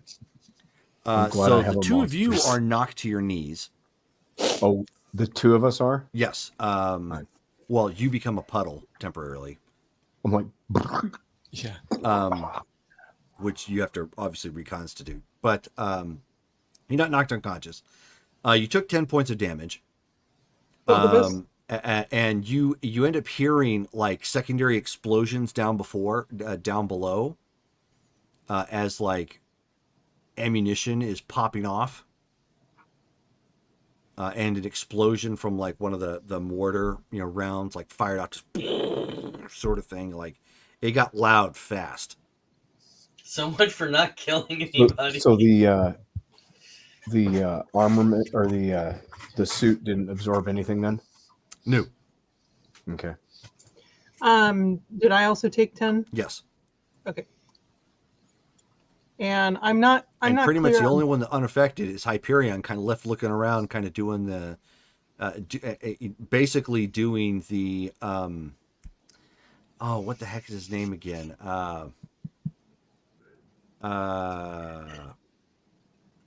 In Pulp Fiction, the John Travolta. basically doing the John Travolta, like just like looking around, completely confused, like what the heck happened, sort of thing. And from your vantage point, since you weren't distracted really by any of that, Hyperion, you see like 3 city blocks flicker and go out. Just like Shone, you end up taking 40 points of damage, mostly from the fall. It's impact related, so your suit will absorb part of that. How much? Well, do you still have the 10. stats for your suit written down? Yeah. Oh, I see GD10. Yeah, the suit absorbs 10, so then you'd take Okay. 30 damage. Mm-hmm. 30. Physical energy, heat, cold. Okay. And she is unconscious. Hyperion, why don't you give me an intuition check?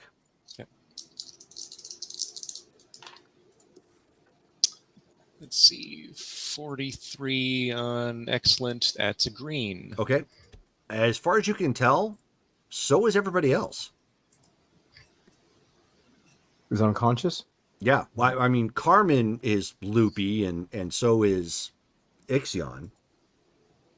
But then looking at like all of the other soldiers and stuff, they're unconscious. Oh yeah, that whatever happened affected them too. Like they were caught completely unaware as well. I'm gonna try and think what just happened. You don't have any connection to Cynet currently, but you have I'm gonna telepathy. whisper. What just happened? So seeing all this data now, the electrical spark that somehow interacted with the field, I guess, can Hyperion uses reasoning or his hyper invention to understand? Well, you can definitely what use the your heck was reasoning. happening? Yes. Okay.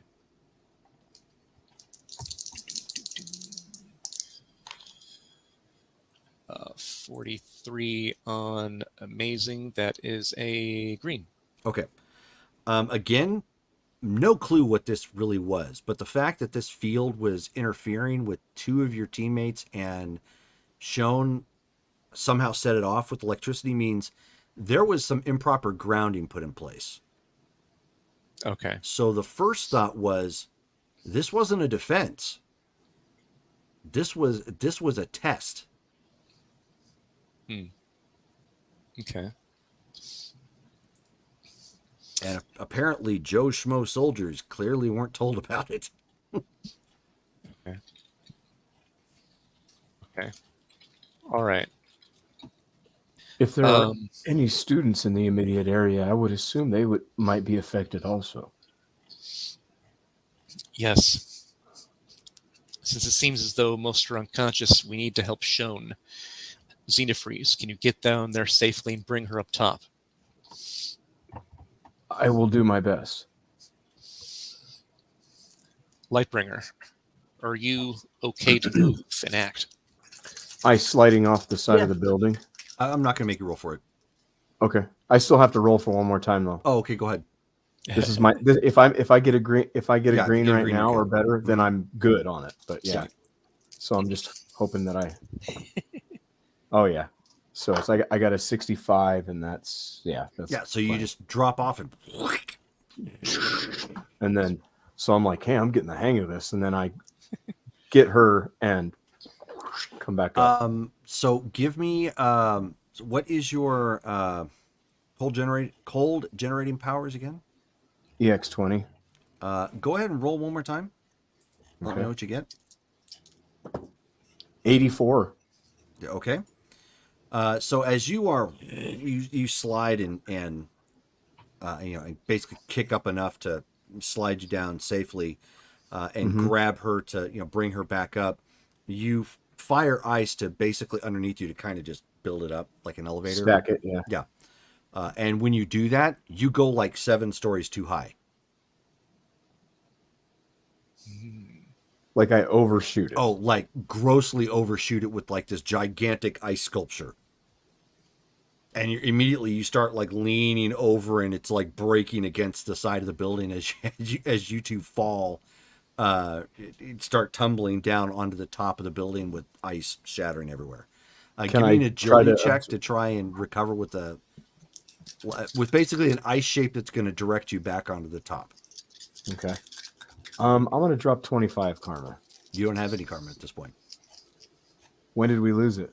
Last week. Last game, when somebody died. I had banked karma. Banked karma is not, you can't spend banked karma. Banked karma is something banked to increase something. Oh, you can't put that 100 back in the daily Nope. spending? Nope. Oh, I take that back. I'll have to readjust that back into there. Okay, never mind. Oh, no worries. 83. Okay. So hastily, you throw down some like ice shapes to so that you can hit and curve back down. So at this point, Hyperion, as you were getting ready to tend to Carmen or ask her something, Yeah. he shoots way up into the air with ice, and Right. ice is crumpling down like everywhere, and he still skillfully but unskillfully makes enough shapes to and kind of ricochet down, and both of them hit the top of the building as part of the building kind of cracks up a little bit from the abundance of ice, but like it's a bizarre winter wonderland right around the building at this point with like ice and shards and everything all over the place. Since they could be like sharp shards, I used myself as a shield for Lightbringer since she's right there. Make sure she's Sure. not hit by any of those. Yeah. So a couple do impact you, but I mean, no real damage. Okay. Then I I pull up Lightbringer and then make our way over to the other two. I assume they both got on top of the building. Oh at this yeah. point? Okay, and make sure that they're okay. Yeah, I'm gonna, when we get close enough, I'm gonna do some first aid or like emergency medicine. On Shone? Yeah. Okay, go ahead and roll. Dun, dun, dun, dun, dun, dun, dun, dun, dun. 77 plus a column shift. That's reason, right? Yes. 77 is a yellow. Okay. Shone, you eventually start coming to, and Carmen is tending to you, giving you some smelling salts and making sure that like you don't have anything more worse than what you already have. She's got some pretty decent bruising from the fall, but otherwise she seems to be okay. Ooh, what happened? I believe these antennae are for some reason amplifying superpowers. No, the They antenna amplify. at this point are all like all smoldering. Okay. Oh, okay. Am I still feeling dizzy? No. It seems that the effects have gone. That would make sense with the initial spark. However, the then amplification after the spark of Xenofreeze's power is interesting. Beyond that, we still have a mission to accomplish. Gather the rocket launchers and sniper rifle here and destroy them. And then Hyperion goes over to where the sniper rifle was, grabs it, and breaks that in half, Okay. tosses the pieces. I'm gonna try to go through and anything that like you said, was there weaponry on top of here other than the Yeah, rocket launchers. Mm-hmm. rocket launchers? Generate like ice inside the mechanics of it, not inside the chamber, but inside the mechanics to blow it apart. Like Sure. just Okay. because once it gets cold, I mean, I'm going to generate enough cold and then just manifest it and have it blow itself out because the metal should be brittle at that point. Sure. Go ahead and roll. Okay. Ooh, 92. Okay. So you end up firing enough ice that you punch a hole into the ceiling of the building and sever the rocket launcher.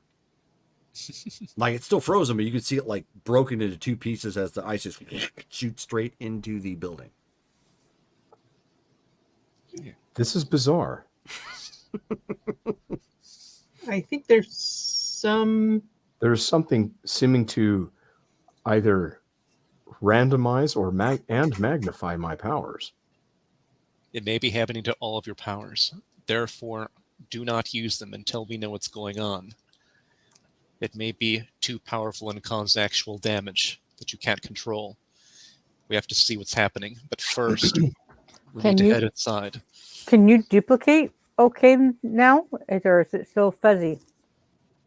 I can attempt it. I try to generate just one copy in front of me. Oh yeah, there's no longer any interference, so it's I'm there like it guessing- used to be. I'm guessing I dropped the. Oh yeah, you dropped the illusion when that happened. Yeah, sorry. Good point. I wish to try one of them.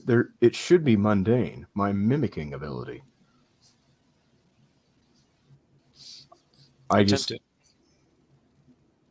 want to look. I just randomly like, okay, I'm going to look like Hyperion. Okay, so you look like Hyperion. Is it better than what I've been able to manifest in the past? Just same. I'm scared to try to teleport. Can I sweep, like make an empathy sweep through like the building? Sure. 100%. Good job. That's a good idea.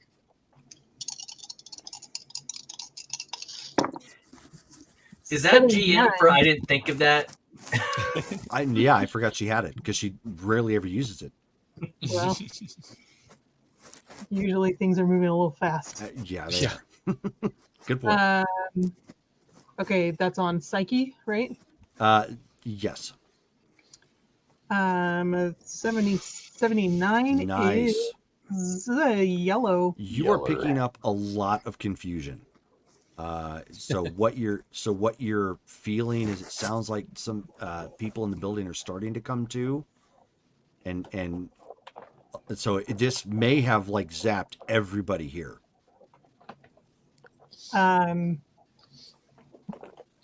My empathic senses are picking up a great deal of confusion. It seems like maybe the entire building was affected.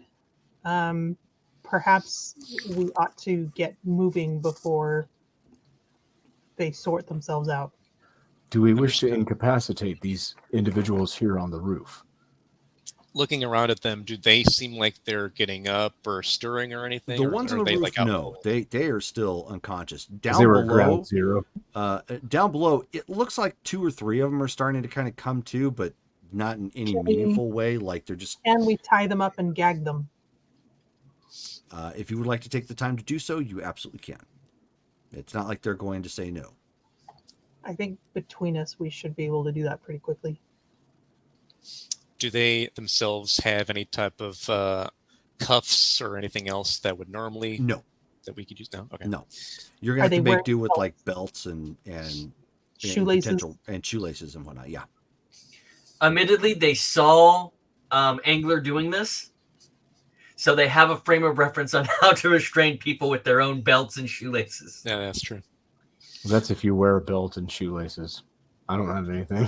Now, if these guys are all pseudo-military, they're probably wearing combat boots and belts. Yep, they all are.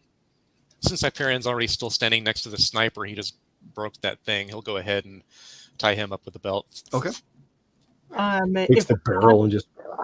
If we can tie them like to something so they can't just like go to the edge of the building and like. So Yeah. rather than spend a lot of time dissecting how we're going to do this, you guys are, from what I understand, taking time to subdue everybody, correct? Even the ones that are not currently moving? Yes. Okay. Yeah. Well, there's only 3 on the roof, correct? There's only 3 on the roof, yes. Yes. But the ones down below as well. Yeah, no, we're not doing that. Just the ones on top? Yeah. Okay, yeah, then no problem.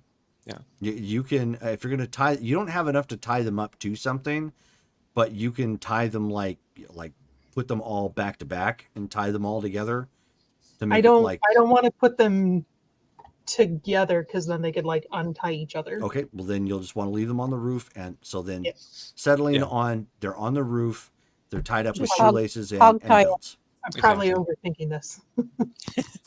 Well, hog tie them. They can't go nowhere. So they're out. Right. And you shove their Now, socks in their mouth. So now heading into the building through that. I would like to Roof quote entry. this again. Oh yeah. Okay, Do I need to roll? give me a psyche check.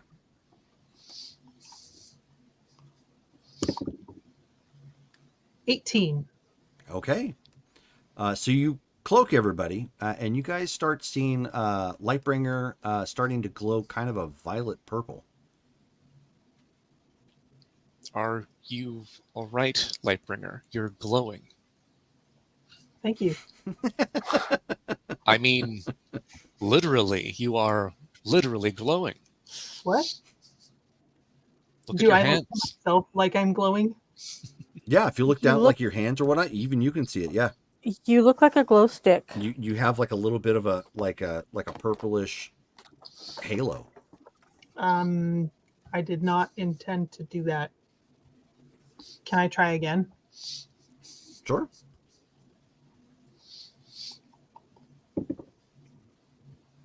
Eight.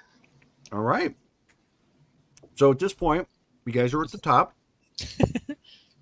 Without a problem, Hyperion, just twists the knob and And- forcibly unlocks it. And that's And when you since the guys lights are out, we just use Lightbringer. And so you guys are still invisible, and she's like focusing, like, why am I glowing? And as you guys are turning to get ready to walk down there, you start seeing Lightbringer slowly starting to float away from you guys. Like just like off the ground, or like yeah, that's she's usually being what floating drawn away to means. something. No, it's not Well, drawn to something. Like she was she's going walking, up. and then she's starting, like she's on helium and is just slowly starting to walk away from you guys, but in an So I upward reach up direction. and grab her foot. Okay, you just pull her down. No, you pull her down, no problem. What is this wild magic surge? Tie a string to her foot. That way you can carry her like a balloon. Pooh Bear and a Lightbringer shaped balloon. Can you understand what's happening with you, Lightbringer? I have no idea. I'm wondering, did I do this when I That don't was simply think the so. first indication of what's going on here. There seems We to be were- some sort of test or technology to see what would happen with superpowers. What kind of school is this again? Gifted youngsters. Nope. I don't think it was directly related to what you did, Sean. We both Lightbringer and I were feeling off prior to entering the building, or just as we entered the building. This is the Argentine University of Enterprise However, business school. it may have been affecting you, but not in a point that it may have manifested you feeling it first because of your electrical tendencies. But then when you used it, it manifested as such, in such a magnitude that this happened. Now, are there any? our- Oh, sorry. abilities are being thrown askew. Are there any like shiny surfaces near them? But no, you guys are still on the roof. You haven't gone down yet. Oh, I thought we. Okay, never mind them. I suggest trying not to use your powers unless it's absolutely necessary. We can go down without being cloaked if they're all still unconscious. Speed is of the essence. Well, it's dark to begin with, so unless they turn their flashlights on, they're not going to see us. Lightbringer, for the time being, disengage the cloaks so that you maintain control. I will drop the illusion. Okay. So you My- you touch down. Am I still glowing? Yes, you are. Is it really noticeable that she's glowing? I mean, she like, can they Yes. see her a mile away? Not a mile away, but yes. Am I actually? Enough that people, if she was hanging out at Spencer's, they'd probably be bringing black light stuff up to her. So you're People a in rage human like- glow stick. Maybe this has something to do with my ultraviolet control. Possibly. That is Even not a though I haven't priority. been using that ability. Understandable. But again, time is of the essence. We can't dally. Let's continue. So Hyperion continues down the stairs. Okay. I will take the end. Okay. So as you start kind of racing through the school down here, yeah, it's obvious it's a business school. You know, they've got since you can actually speak the Spanish at this point, Hyperion. Looking around, you can see at one point where you guys are at, you're passing by a cork board. It's got several school activities. You know, after school activities, classes that are coming up, all of it business related. The middle, like from about the third floor on down, it's open, open air. So it's got these nice, like railings going down around the side. It's got a tree on the inside that, that they water. Really nice looking, school. Based upon the impression that you got from the confusion, you estimate that that the students were probably all corralled into a singular room. And when you finally get down from the top down towards the bottom, you can start to see more people like guards, or I say not guards, but soldiers that were inside that are starting to come to. You can, but everybody here got blacked out. But when you get down to the bottom floor, you can see it looks like the remaining students were all tucked away into a cafeteria Okay. for, in essence, safekeeping. All of them are kind of like thrown out on the table, or like slowly stirring, and like in some sort of delirium. Like, what the heck? Okay. Then through Signet, are we still connected to Signet or no? No, you're not right now. Okay. You'll have to establish a link. Okay. Then Hyperion will think. Hyperion to Signet, attempting to establish the link. Roll a psyche check.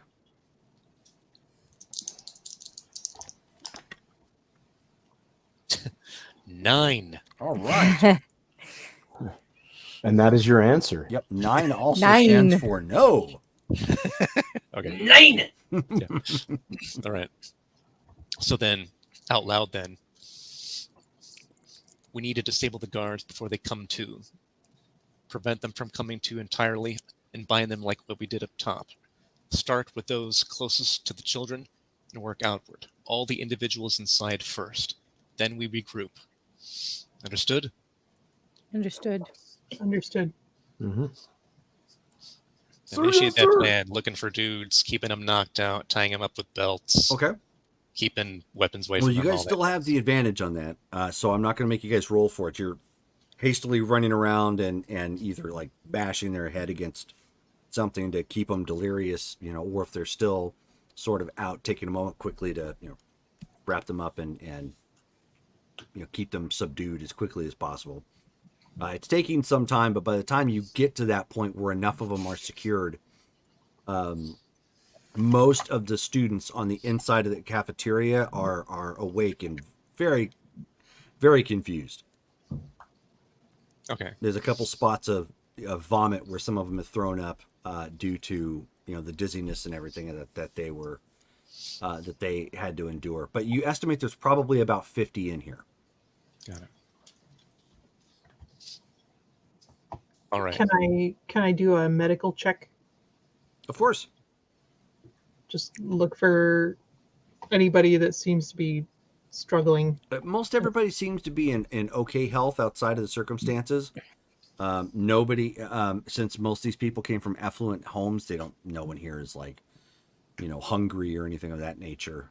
It just looks like some of them may have been suffering from dizziness, which is why there was some signs of throwing up. Okay. And Hyperion will address the children in Spanish and say, if any of you is injured, Keep in please mind let us know. these are all college age students. Okay, college age.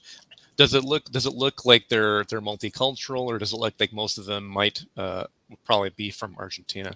Most are Trying probably to- from Argentina, Okay. but there's clearly some that aren't. Okay.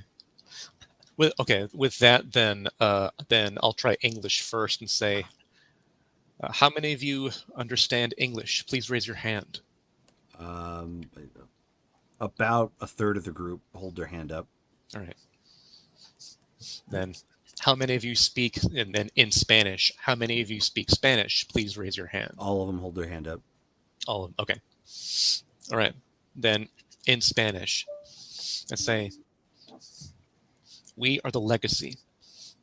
We are here to protect you and to escort you out, but we need to take care of the security forces who kept you here. I see there's approximately 50 of you here. Are there any more of you that you know of somewhere else in the building? Or are there any other staff beyond all of you here? So a girl steps forward, well dressed, again, must because of everything that's been going on, but long kind of brown hair, speaks pretty good Spanish, but it's clear that she's not from here. She's Caucasian. She says, no, we're everybody here at the school was brought down into the cafeteria. We're all accounted for. Excellent. Might I presume that you are the daughter of Ambassador Tom Nolan? She nods. She says, yeah, I was hoping he was going to send somebody. I just didn't know it was going to be superpowered people. We're here for your aid. We need all of you to stay quiet inside while we incapacitate the security forces outside. We will then bring vehicles to escort you out. If any of you have any injuries, please let us know. We can try to tend to them now. Okay. Well, I mean, they're like, no, I mean, they've got some bumps and bruises, but otherwise nothing serious. All right. And she just says, I'll see what I can do about keeping the rest of the students calm and whatnot. Just if you got to do something, go ahead and do that.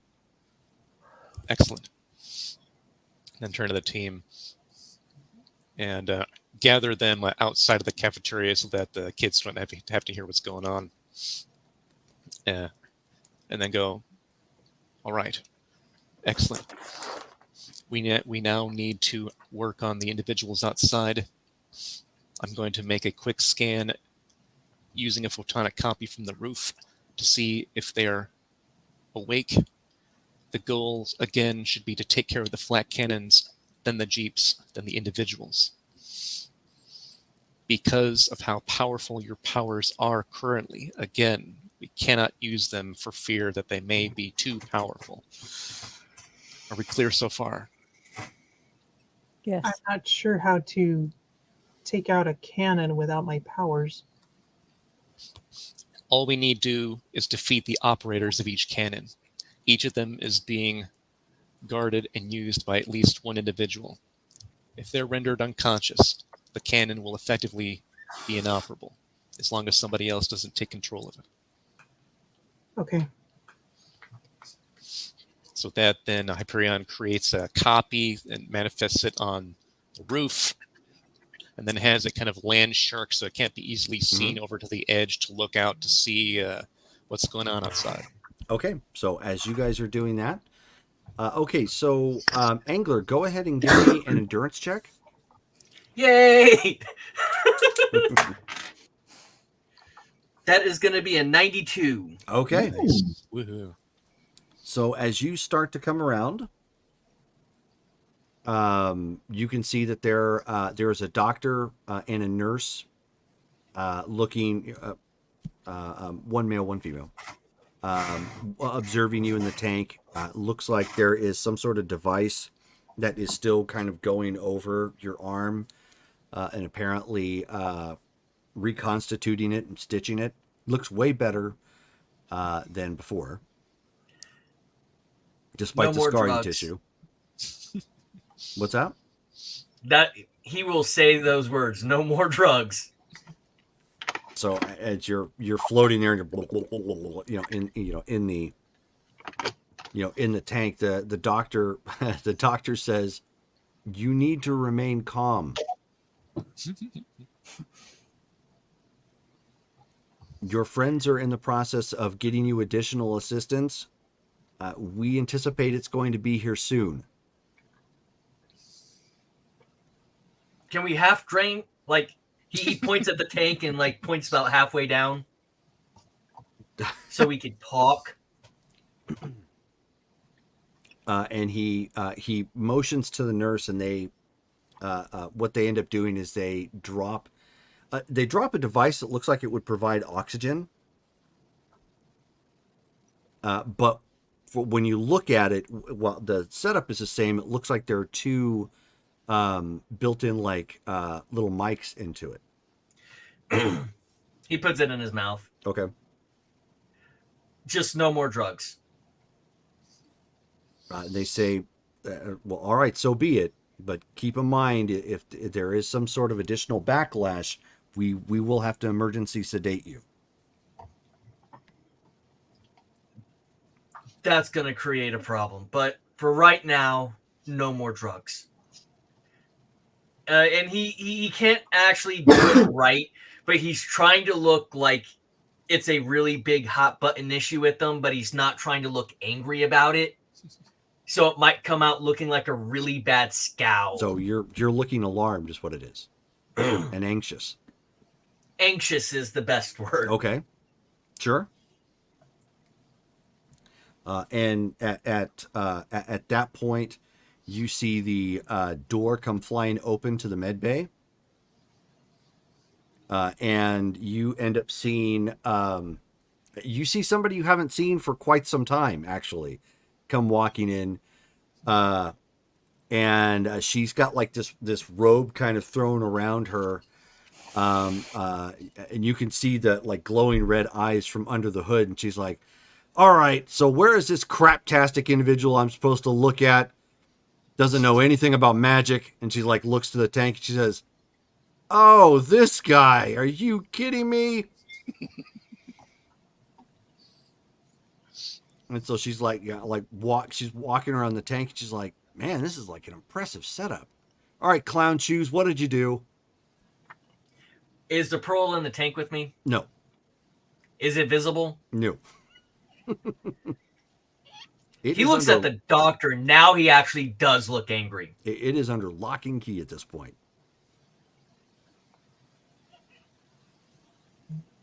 Show her. Show her what? The pearl.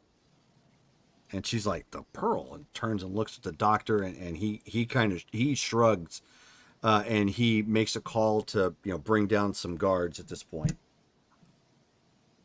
to figure out just what the heck is going on. And 2 new Prussian Marines come down in, one of which looks like he's got like rock for skin.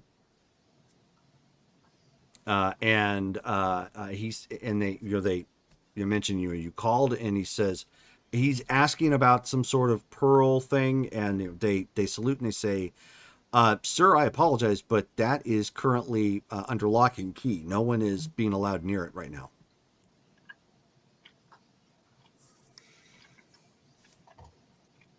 And so she shrugs and then looks at you and she says, okay, so what did you do, big guy? Found a magic pearl.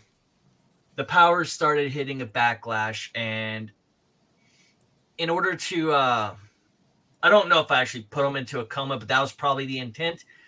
An entire column of tanks. This happened. So she starts actually like rubbing her eyes, at this point and chuckling a bit. And she says, wow, how in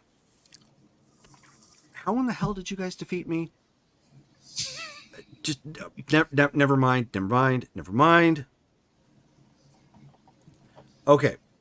And she starts pacing at this point. She says, never mind the fact that you decided to nakedly wield magic without being attuned to it. Boneheaded maneuver. Good Lord. I'm surprised you're alive at this point. Never mind the fact I'm looking at this weird technology that seems to be piecing you back together. And she just instinctively looks at you. How many pieces was he blasted into? And the doctor's like, well, he only had like his arm, like mangled. Basically showed her like pictures like after the fact. And she says, and she turns and shows you the picture. She says, you mean only this happened? Are you kidding me? He's like, so you're saying I'm good at this? I'm built different. Yeah, built different.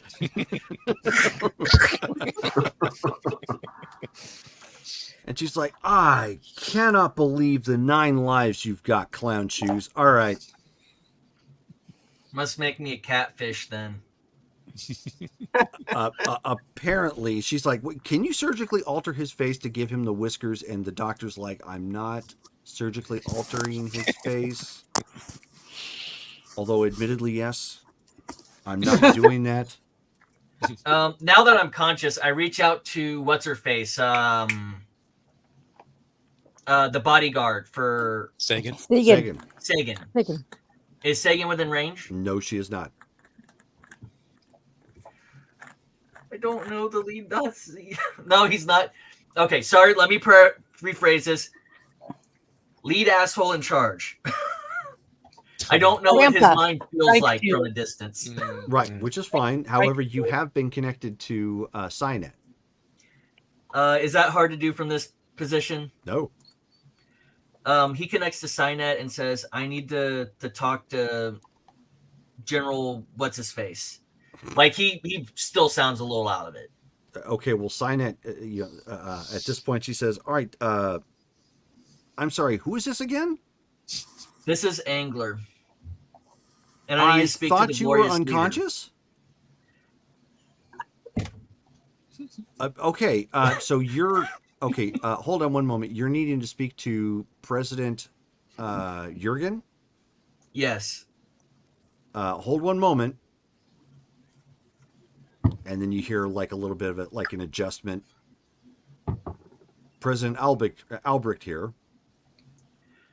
President, I need to see my pearls so the magic expert can take a look at it. Sorry, I've just woken out of a long session of doping, which I really do not like. It was necessary for your health. Yes, many doctors have told me that before. Well, I don't know if I pulled that off, but there's bitterness in that line. That's fine. He says, I'm not here to argue that. You can take that up with your team leader. However, I am under no circumstances am I allowing anyone to review that pearl at this point in time, not without me being present. And I'm assuming you're not going to be able to be present. Not currently. However, once we reestablish connection with your team, we're going to find out how quickly they can get back. Excuse me, here. what? Your team is currently out of either out of broadcast signal range, which I find odd, or their connection was forcibly severed. We're attempting to reconnect. Can I try to reach out to them telepathically? If you can reach them, by all means do so. No, this is Justin asking Jerome. Oh, out of character? No. You would be out of range for that. If you attempt to use Cynet to do so, however, you can. I'm going to try it through Cynet. Okay, because basically Cynet is a psionic amplifier. That is a 43. Psyche? Psyche is incredible. Okay. 43 gives you a green result. So you guys feel that connection come back through while you're in the process of incapacitating the soldiers. Okay. I need a report on what's going on right now. Angler, how are you feeling? We have things to discuss later. However, what's going on? What is your status? Apparently, you've been out of communication with Cynet for a while, and President Ergen is getting upset about that. Yes, we are assisting U.S. Ambassador Tom Nolan. He sent us on a mission in order to save his daughter and other students at a nearby university. Okay. Where are you at in the process? We're incapacitating all the individuals within and on top of the building. We've secured the students. We now need to secure the guards on the outside. I was just about to actually do additional reconnaissance when you contacted us. Don't worry about doing additional reconnaissance. If you already have enough subdued, get those people out of there now. By taking more time, all you're doing is giving other guards chance to wake up and slip their bonds. We will need to disable the flat cannons that are outside first so that the transportation vehicles can make their approach. I understand your concern. Thank you for the assistance. Yes, and leaving me in a drunken, drugged up stupor is not helping my mood at the moment. And then you hear on the line, apologies, sir. He just recently woke up and apparently had a bad interaction with somebody in the med bay. Has he had a Snickers? Negative, but I will send for one, ma'am. Now that Yeah. establishes communicate, can y'all keep with Signet? I need to get back dealing with Blood Elf, Blood Goblin, who's in front of me. Oh, she made it. That's great. Excellent. President Jurgen, we have reestablished communication with the rest of Legacy. They're subduing the base. They've got flat cannons, apparently, and they are rescuing a college full of students, including an ambassador's daughter, I think. I heard. Okay, I'm going to break off. Please let me know when you're available so we can take a look into this pearl and figure out what's going on with it. And he just drops off of it. Okay. And yes, I know exactly how rude that is, but he's short-tempered at the moment. That's fine. It's all RP. Yeah. When was the last time I ate? Happy. How long have I been in this tank? He looks at the doctor now. The doctor looks at his watch and he says, you have been unconscious at this point now 18 hours.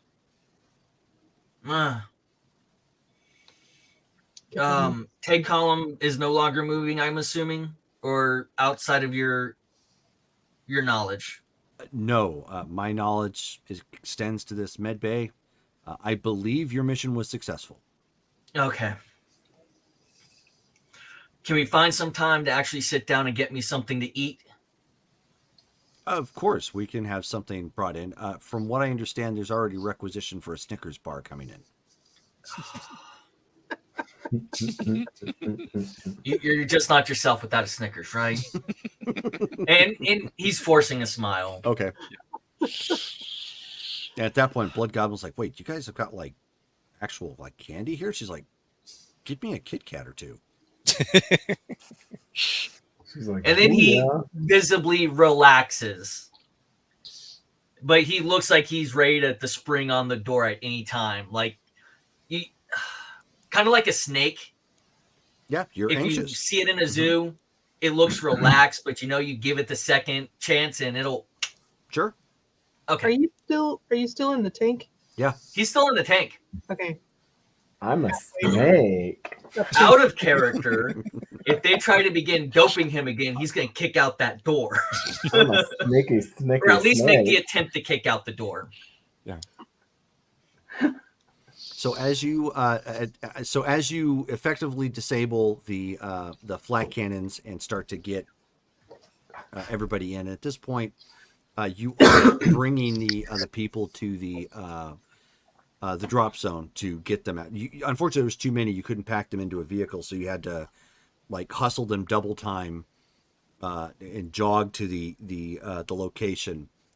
And in doing so, when you got roughly a block away, in fact, the aircraft came over and started pounding the ground not far away from you guys. So it sounded like there were reinforcements on their way. Gotcha. So that there's active combat going on behind you, which of course terrifies the crowd. But you guys get there and complete the mission safely enough. And then you hear mainframe to legacy. Hyperion here. Mission accomplished. Files have been retrieved. 3 million has been taken from your bank account. To clarify, what were the financial assets used for specifically? Mainframe accessed the contact information for a Midnight X. And you paid for his services to acquire the info. Affirmative. Mainframe determined that the information required was not scanned down to a computer and was only on hard copy. Understood. Oh, We wait a will minute. need that information to get here. Do you have a way to get that information to us via Midnight X or some other means? The appropriate files have been included in the ship, which I believe is now in the bay. Well done, Mainframe. You are definitely due for some well-deserved upgrades. Thank you.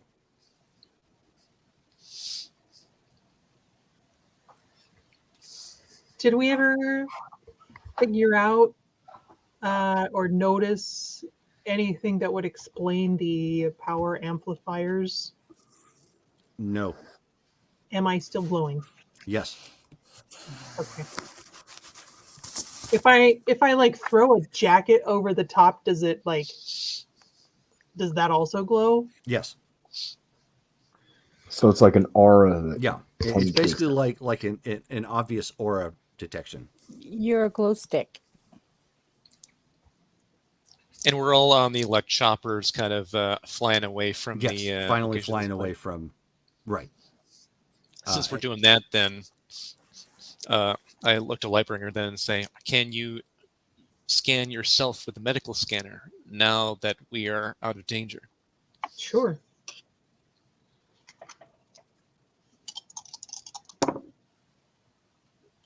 $44 Okie doke. on 62.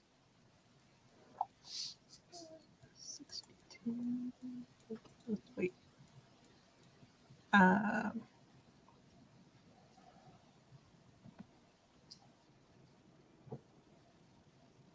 That's a green. Okay. Must be green. So your scanner picks up a genetic anomaly.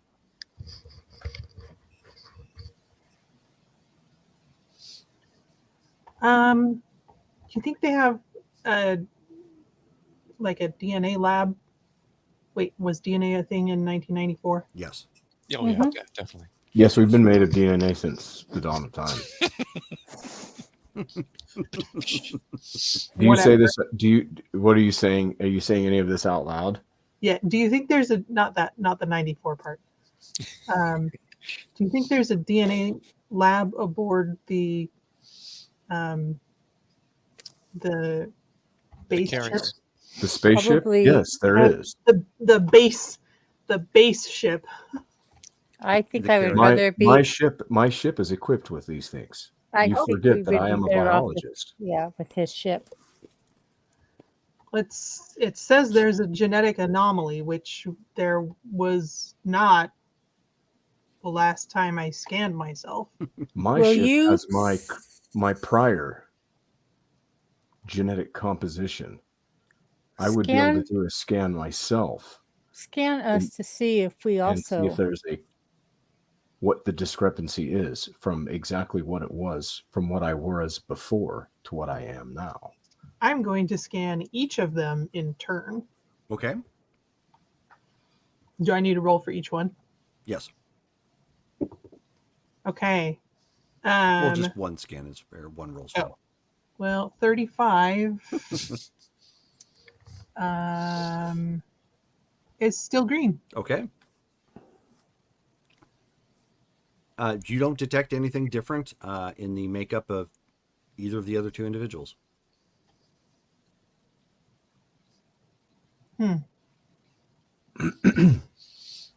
we'll back that up when we get to our brother's ship.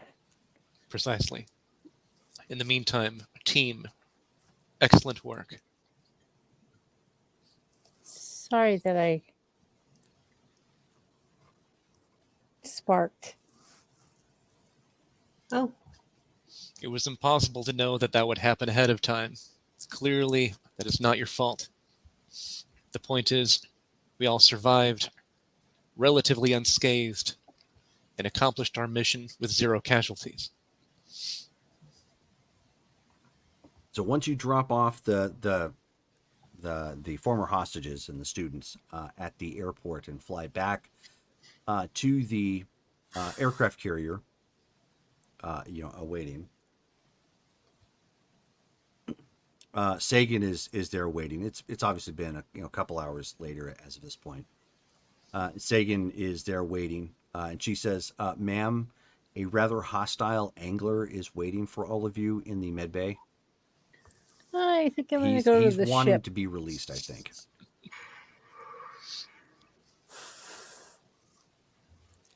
We should meet up with him. I will go to the med bay. Same here. Okay. Everybody going then, just as a group, or okay? Mm-hmm. Yeah, I guess. So, She kind of drags herself. do you need me for shock paddles? No.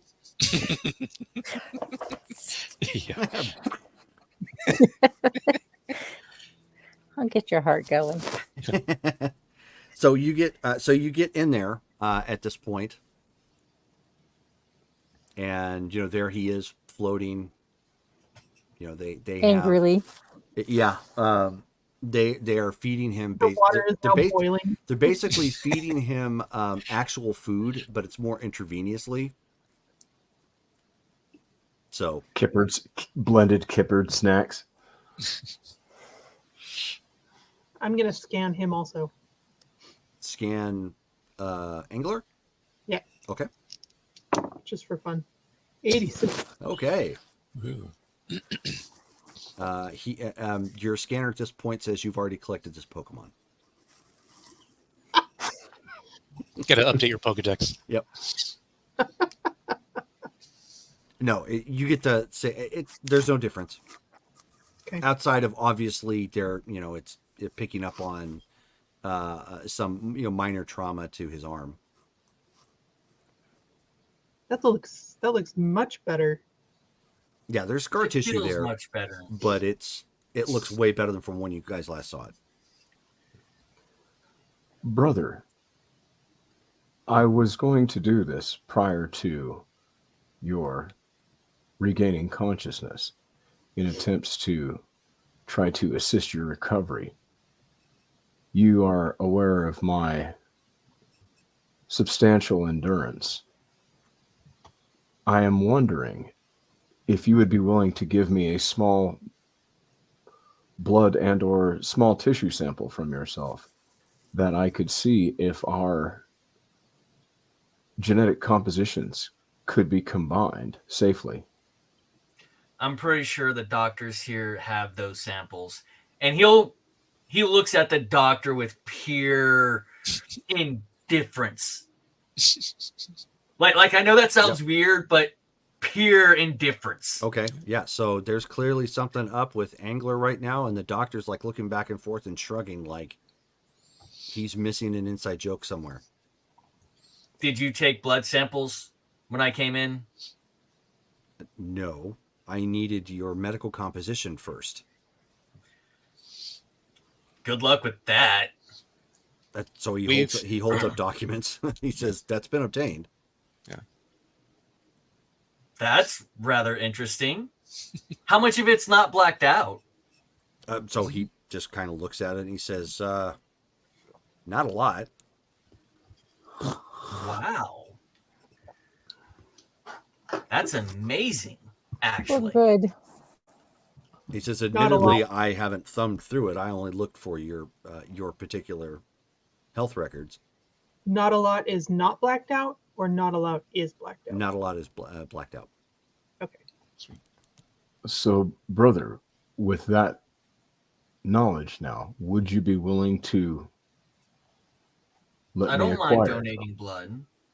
And with that, since the doctor doesn't need it at this point, he just hands the envelope to you, to Hyperion. Excellent. And then he goes ahead and hands it to Xenophrase. Like, whatever you need to do in order to assist with the procedure for helping our brother, you'll need this information. Might I have the tools to acquire a blood sample? They say, so the doctor's like, "You need a blood sample from him?" Yes, please. Okay, so he looks to Angler. He says, "Well, you're my patient currently. Do you consent?" Yes. Okay, so he says, "Just lay back. It'll be just a moment." How long does he have to stay in there? Well, not much longer at this point. It's up to your team leader to give the okay. Is Blood Goblin in the room? No, she's not currently. Okay. So then another arm kind of extends into the tank, and taps into. So he's already got a spot available, An in case IV, blood needs to be drawn. a catheter. Yeah. So it just sticks into that, takes takes a little bit more of his blood, and eventually comes back out. Take it. He says, "Here you go." And Thank you. looking to the doctor, then I say, have you then been able to ensure that Angler will be fine? He is clearly conscious, but the damage you mentioned he might have suffered before, has that been negated? Physically I speaking, he seems to be fine. think mentally he's okay too. Mentally, I'm not a psychiatrist, so I couldn't say. He seems I'm to be angry because I was kept under sedation. I do not like to be kept under sedation. So I can't You do account for understand, brother. I can't account for any of that, obviously. You do understand, brother, that sedation keeps you in a state of sleep, and state of sleep allows your body to heal quite much more effectively. And I've never gone to sleep and woke up with things added or removed while I under heavy understand your sedation either. trepidation, but believe me, with my experience when I have done experiments Does he have his on uniform aliens, top on? is Oh yeah, he's still got his uniform. It's He just lifts up. I do not like to be under heavy sedation. And then he pulls it back understand. down.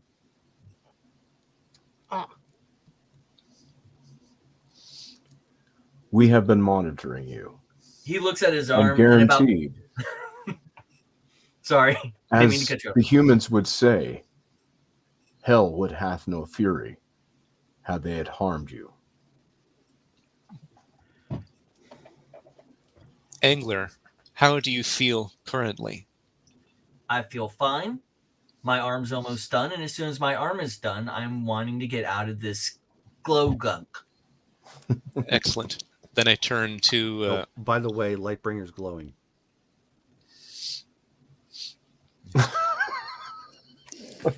and I turn to the doctor and say, with that, then the moment that his arm has been healed correctly, nice.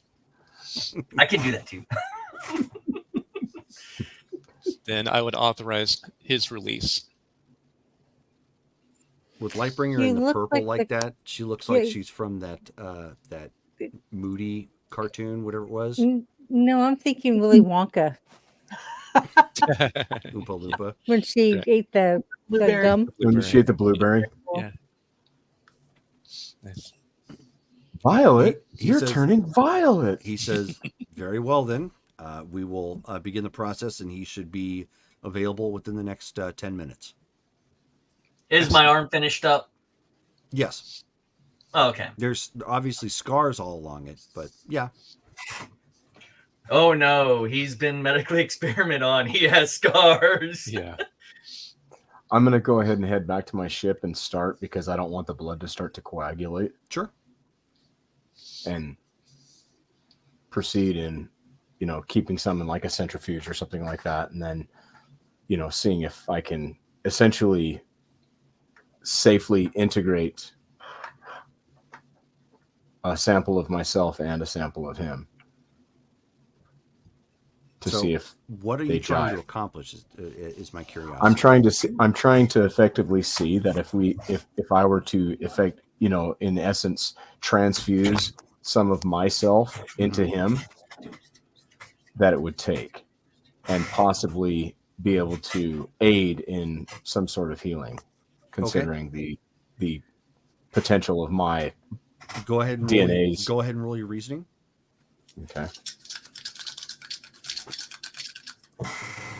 Ooh, 83. Okay. So when you look at what it does to the blood that you've received, and you look at basically your combining and resequencing the two, you determine that you would be toxic. Duly noted. My alien DNA is no Too alien. jive. Okay. Sean's going to show up and offer a sample of her blood.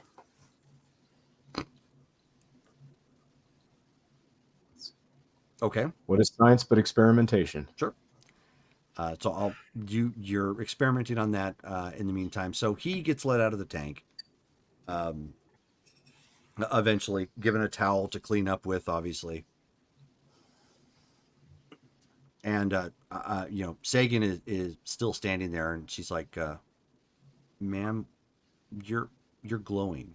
I'm sure you know this. What happened?"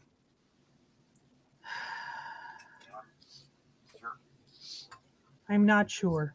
Sean happened. So at that comment, she's like, looks really confused. She's all, "Shown happened? What does that mean?" There was some kind of a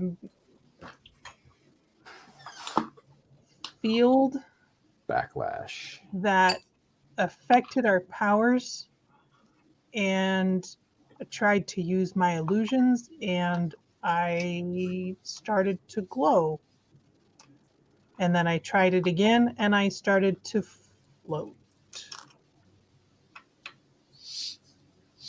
And now the med scanner says I have a genetic anomaly. So I'm about to go see what that's about.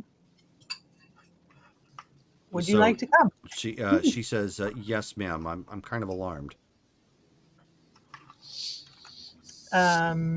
Let's go to the ship. I'm also doing a run and see if anything has changed with my makeup, my genetic makeup, Okay. or anything Go ahead- that way. go ahead and because okay, Roll. You're rolling your reason, and you're adding biology. So it's going to be a 1-column shift up. oh okay, 1 column shift up. Mm-hmm. Yep. So I rolled a 62. Reasons a 30. So it's as an IN 40.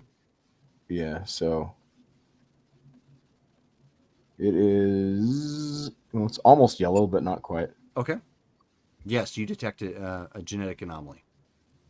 Can I tell what it is? No.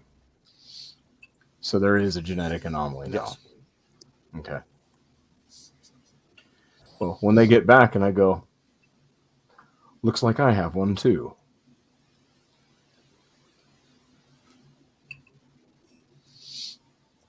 But you didn't before. No offense, but I believe I trust my ship's technology greater than that. And that one has been known to have a flaw percentage. Had we scanned him before? Had we scanned you before? Yeah, and it can't come up with anything because remember, he doesn't have any Oh. sort of like human biology. Right. Okay. I am the anomaly for that Fair thing. enough. Fair enough. Yeah. We are detecting 100% anomaly. Oh no. Like, you're jacked, man. Yeah. Have you used your instrumentation on Shone's genetics? I have not. Perhaps we can do so. Shown? Mm-hmm. Scan her then with the ship. Go ahead. This is reason again? Yep. I don't think this would have anything to do with you. With me? With Not- me? Joan. Oh. Joan. It was a 51, and that is Well, also still green. The stuff didn't start happening until after. So it sparked. scans her genetic makeup, but it can't make heads or tails of it. It's not in the registered database. Okay. Record information. Oh, it does automatically. Yeah. Yeah. Things So- were still strange, or things were already strange before you used your powers. You've scanned me before with your medical scanner. Why don't you try scanning me again and see if it detects something? I will scan her again. Sure. 90. She does not detect anything different. Similar, it's it can't really make up. It maps her genetic or genetic makeup, but can't obviously match it because it's not human. But Okay, well, it does when she scans using that, it has the setting to where it will detect the gene, the deviant gene, right? Yeah, that's the only thing it would mark because On it's both similar. of us, then. Yeah, the only thing that registers. correct. But everything else is like, yeah, I don't know. Yeah, it doesn't compute. Yeah. Okay, well let's test mine and see if we can isolate the anomaly, and then maybe if we identify that, then we can look for it in everyone else's material. Excellent idea. My ship does have human information in it. Would it? And so you hear this Would pound, it? pound, pound, pound, pound on the outside door. Go to the door. Who's there? It's Blood Goblin. Blood Goblin. So apparently, I Welcome. have all of you to thank for this. You She's do. gonna point. She's gonna point to Lightbringer. For what? Glad you could make it. Lightbringer, you're looking awfully purpley. Yeah, that's a new thing. Okay, We're working on it. so I'm She's a supposed glow to stick. help with some magical thing. Doesn't know how to use it. Yes. He possesses a magical artifact that he was using for some of his powers. Yeah, so I heard. Apparently, President Albrecht is not allowing anybody access to it. With I guess all of you present and him being present. Why would he have to be present? He would consider a security risk given what happened. She shrugs. Are you going to tell somebody that strong? No. Looks right at Shone. It's gonna be the first time I've told somebody no. Meanwhile, Angler's taking a hot shower and getting food, Okay. like real substantial food. Okay. And while we're talking, I'm gonna provide a blood sample and feed it to Ixion's lab. She's like, I'm Blood Goblin's just standing there, and she's like, so nobody's asked my price for my assistance at this point. You guys, I guess, are just Radio Shacking the experiment, I guess, or whatever that's going on there. Are At the you moment, able yes. to figure out anomalies? I do not follow your reference. Genetic or magical? Genetic. Yeah, I don't know. I don't know jack about genetics. Okay. Okay, what is your price for Citizenship. magic lessons? What? To To the where? United States. No, I don't want you kidding me? I've already got citizenship to the United States. I want to be a full-fledged citizen of New Prussia. And apparently one of you guys have got the in. So the Then scuttlebutt she's around gonna the look ship. at. She's gonna look at Lightbringer. According to the scuttlebutt on the ship. I think we can probably work that out. Influence something. Okay, well, when you kind of figure that out, let me know. They have apparently movies that they play here. I'm going to go catch a movie. Oh, this place is pretty fancy. It's the newest movie out. It's called Right Said Fred. Side note, a ship of this Is that right? nature, do you think they would have an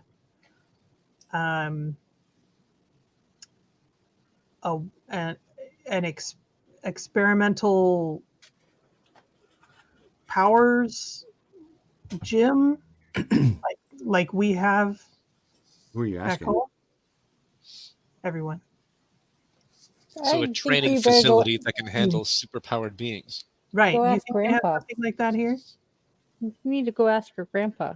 Because maybe that, I mean, while we're here, that might be a good idea to see if our powers are still. I would be willing to attempt this, because if it is anywhere near the capabilities of our danger room back at the vein, it should be able to withstand even my out of control ice blasts. That might be a good place to see if they have one. That'd be a good place to Considering- see if our powers are still out of whack, and also maybe that's where we can take a look at the pearl. Yeah, because I'm Excellent. curious as to what is going to happen to my teleportation now. Jerome, Hmm. to our knowledge, is that like countrywide anti-teleportation field still up? To the best of your knowledge, yes. You can still see that kind of haze up in the sky. Okay. And I mention at this point the anti-teleportation field is still erected. We still wouldn't be able to test that power. But I agree, we should see what the extent is, perform experiments. We should find Sagan. She would likely know if this supercarrier has such a facility. I'm gonna use my communicator and just say, "Hey Sagan, is there a training room that handles superpowers on the ship?" Yes, ma'am. It's not terribly big, but they do have one. Do we need to schedule time in there? We're in the middle of a war. I don't think it's currently being used, ma'am. Okay, thanks. Does someone else still have my communicator? Because I remember giving my communicator to somebody. Mm-mm. I don't. I don't remember. Was it? I think you gave it to Sagan. I remember you. Oh, maybe. No, say, I he remember gave he his put communicator the- technically to the Xenofreeze, refugees. because Oh. Xenofreeze had lost his. You did? Maybe. Yep, because your outfit. Yeah. I knew one of us was without one. No, Okay. Well, I didn't think I had one. That was something I know I would have written down right here in my little temporary thing, but okay. So, I'll give first, it back. I'd like to look at my blood because I'm worried that this might be something environmental. Maybe it's spreading. Maybe I'm contagious in some way. And if we can limit my Well, if you're contagious, then we're all contagious. right, but so if we can rule that out before potentially spreading it somewhere else. It occurs to me that with the extreme amount of super powered being knowledge that New Prussia's databases would have, perhaps their medical bay would be more suited to determining why the anomaly took place and what exactly it is. We should check there first before heading to the training room. Yeah, but would they have anything? I mean, because I'm completely different than you guys. Any of you guys or any. I think they're more likely to have something than. Considering the fact that when we visited New Prussia, Reichshield gave me samples of artificial yet almost exactly replicated versions of my home planet's food, I believe they would have information of you. I think they know stuff. Yeah. Let's head to the med lab. And then we can collect Freddie and my grandfather and see about the pearl. Okay. Precisely. So you guys grab Freddy at this point, who is clean of the tank funk has had an actual meal at this point. He looks around and he tells everybody, your guys gonna have to give me a full accounting of everything that happened after I went unconscious. But if anyone's curious, I would have done it either way. You were all beaten to hell, tired, and some of you are going through more than you probably ever expected to do. I still would have done the same thing. I would have flown off, slept that entire tank column. So, just a heads up about that if it's been on anyone's mind. We're just glad that you're okay, brother. I'm alive and in one piece. And he looks down at his arm and a bit more scarred. Why didn't you tell us about this earlier? Why did you keep it to yourself when it was hurting you? Nah, it wasn't hurting that bad. It's like if a dog bites you on your arm, it doesn't hurt that much until the lion bites you.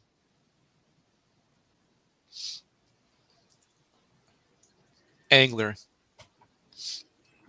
as your leader, I'm going to require you from now on, if you have any injuries and you are unaware of why they're happening, please inform me. Your health and its status is necessary for us to know. I thought I'd resolved it when me and Ixion went down into the ocean and spent some time down there. Plus, I used the pearl. The pearl just doesn't help put people to sleep. It can also amplify powers. It can amplify That tank powers. column was never going to make it there. I see. If I couldn't put him to sleep, I would have torched him from the air.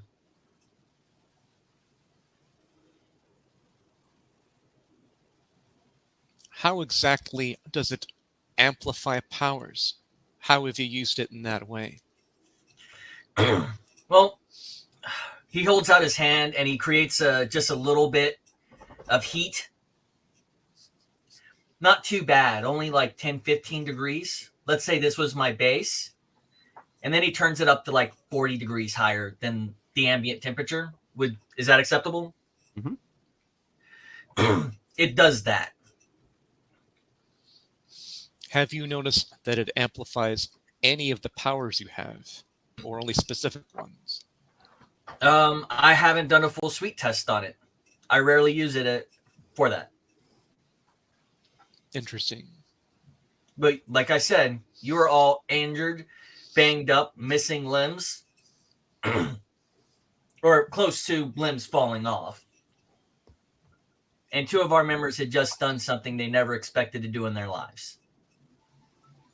The team was not fit to handle another column like that. Your bravery and courage is appreciated. Not bravery and courage, pragmatism. Call it what you will. Your actions were heroic.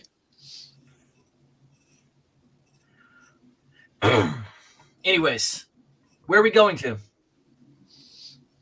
First, we need to see if the medical lab can actually determine what is causing the apparent anomalies in at least Lightbringer. Well, let's go. So head to the med lab unless we're already there looking for the doctor. Sure. I mean, he's still there. And he says, all of you. How can I help? We're hoping that your medical facilities and technology will help us solve conundrum. You, of course, see Lightbringer's current illuminated state. In other words, we want to know why she looks like a glow stick. Okay. This is not normal for me. Oh, It happened okay. while We'll we note were it. in the Well, if you wouldn't mind stepping behind the screen over here, and he points to a device, you would just stand behind it, really. This is our typical med scanner. We will take a look and it will tell us your genetic makeup as well as likely your power setup. And this is confidential, right? Yes, ma'am. I don't go around giving this information to anybody. It's not like they probably don't have it already. I will move behind the scanner. Okay. So a little light bar kind of comes down the glass and scans, literally like it's scanning a picture. And then it comes up on the like the scan comes up on the other side, scanning her backside all the way up to the top. So it's getting both the front and back. And he sits down and looks at the computer and starts looking at everything that's that the information's coming up, and he says, so we're noticing an active genetic marker in your makeup. What kind of marker? He starts pulling the read up. He says it is tied to your deviant gene. Do you know what it means? Well, normally it would indicate that you're a deviant, but you already knew that. So in most cases, that's the first indication that you're going to have some sort of genetic anomaly compared to the rest of the humans. In this particular case, however, it is anomalous even beyond what we would normally see. He starts flipping through. Some charts, and he says, "This is actually something we've seen before. The process has differed some, and he says you'll have to go dig. You'll have to talk to somebody with in medical archives for this sort of thing." He says, but we commonly call this in humans meta-active, a forcefully activated deviant gene.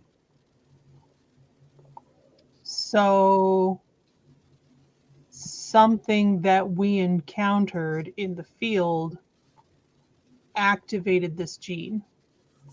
That is correct, yes. Would like a electric pulse might do that?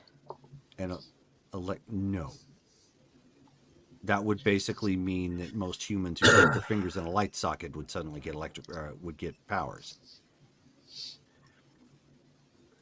Is it likely that whatever caused this, that if there were a normal human that had a latent deviant gene, it would manifest?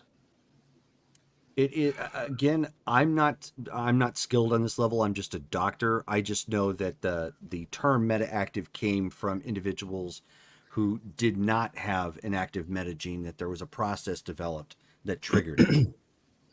I wonder if that's what the testing was about.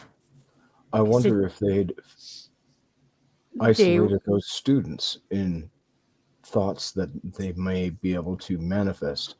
I wonder if we need to reach out to the ambassador to see, keep an eye on those. We need them tested. Yeah, I think we do. Keep an eye on them. I think they need to be tested. Manifest. Xenofreeze, do you want to see if your genetics... So, I mean, at this point, he's like, shrugging. He's like, I'm sorry, this is all like above my head. He says, I know President Albrecht would probably know more. He's experienced with this. I need to talk to him about this pretty quick. Xenofreeze, do you want to give it a go? Can I have my file? I have it. It's in the shift. Oh, his ship is here. Interesting. All right. I was utilizing some of the information to see if our compositions were compatible. Unfortunately, they are not. I'm curious. Would So I you step in front guys? of their scanner. Okay, so it does the same thing. So while it's doing that, she wants to ask a question to the doctor. Um, we're unable to scan me because their machines do not have anything to reference. Uh, because I'm really different than them.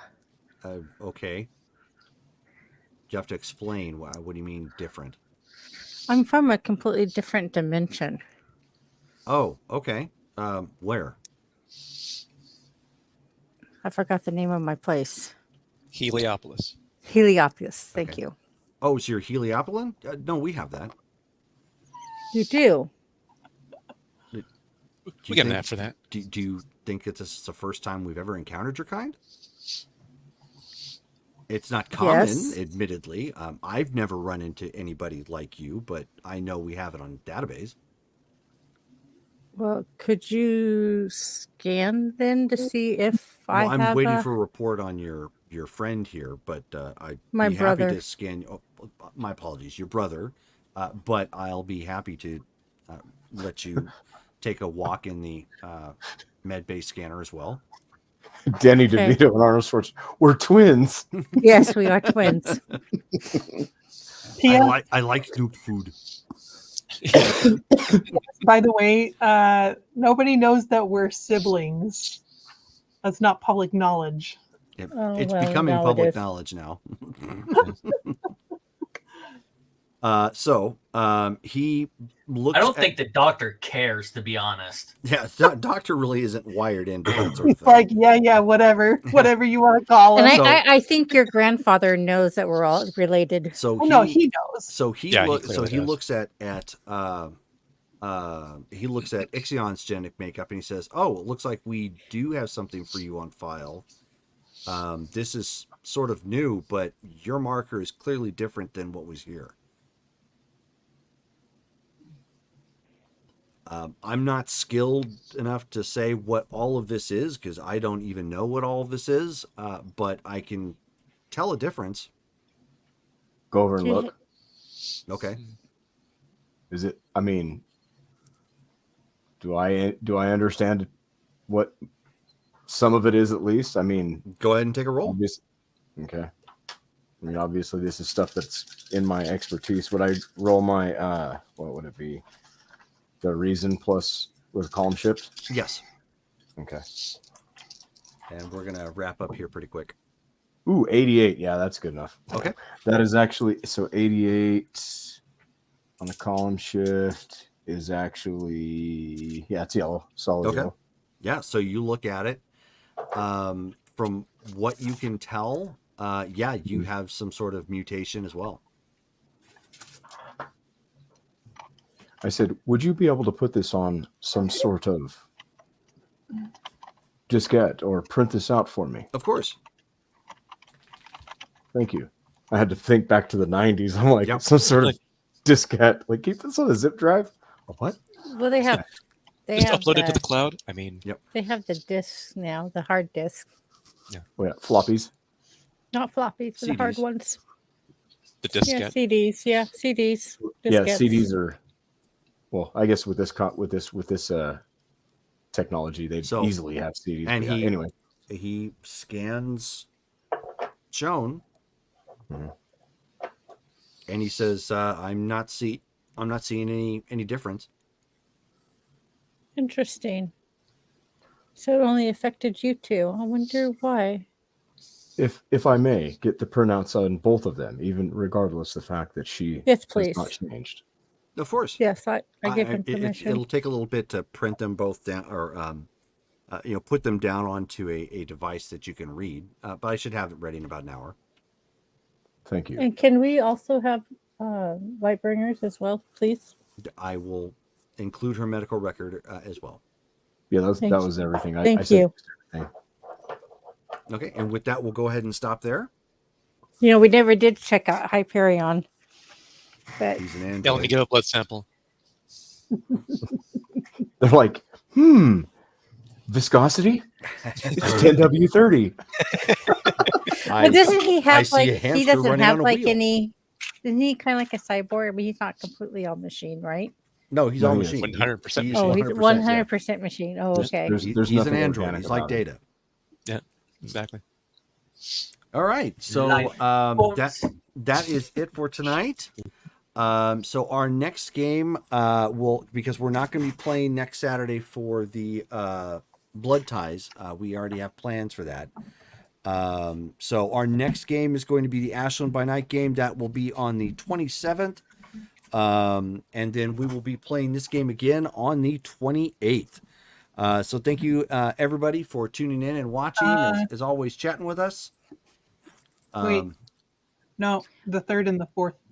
I was gonna say it can't be the 28th because I got something going on. Oh, no, Yeah, that's it'd right. be the Sorry, 3rd yeah, and the 3rd 4th. Yeah. 3rd and 4th.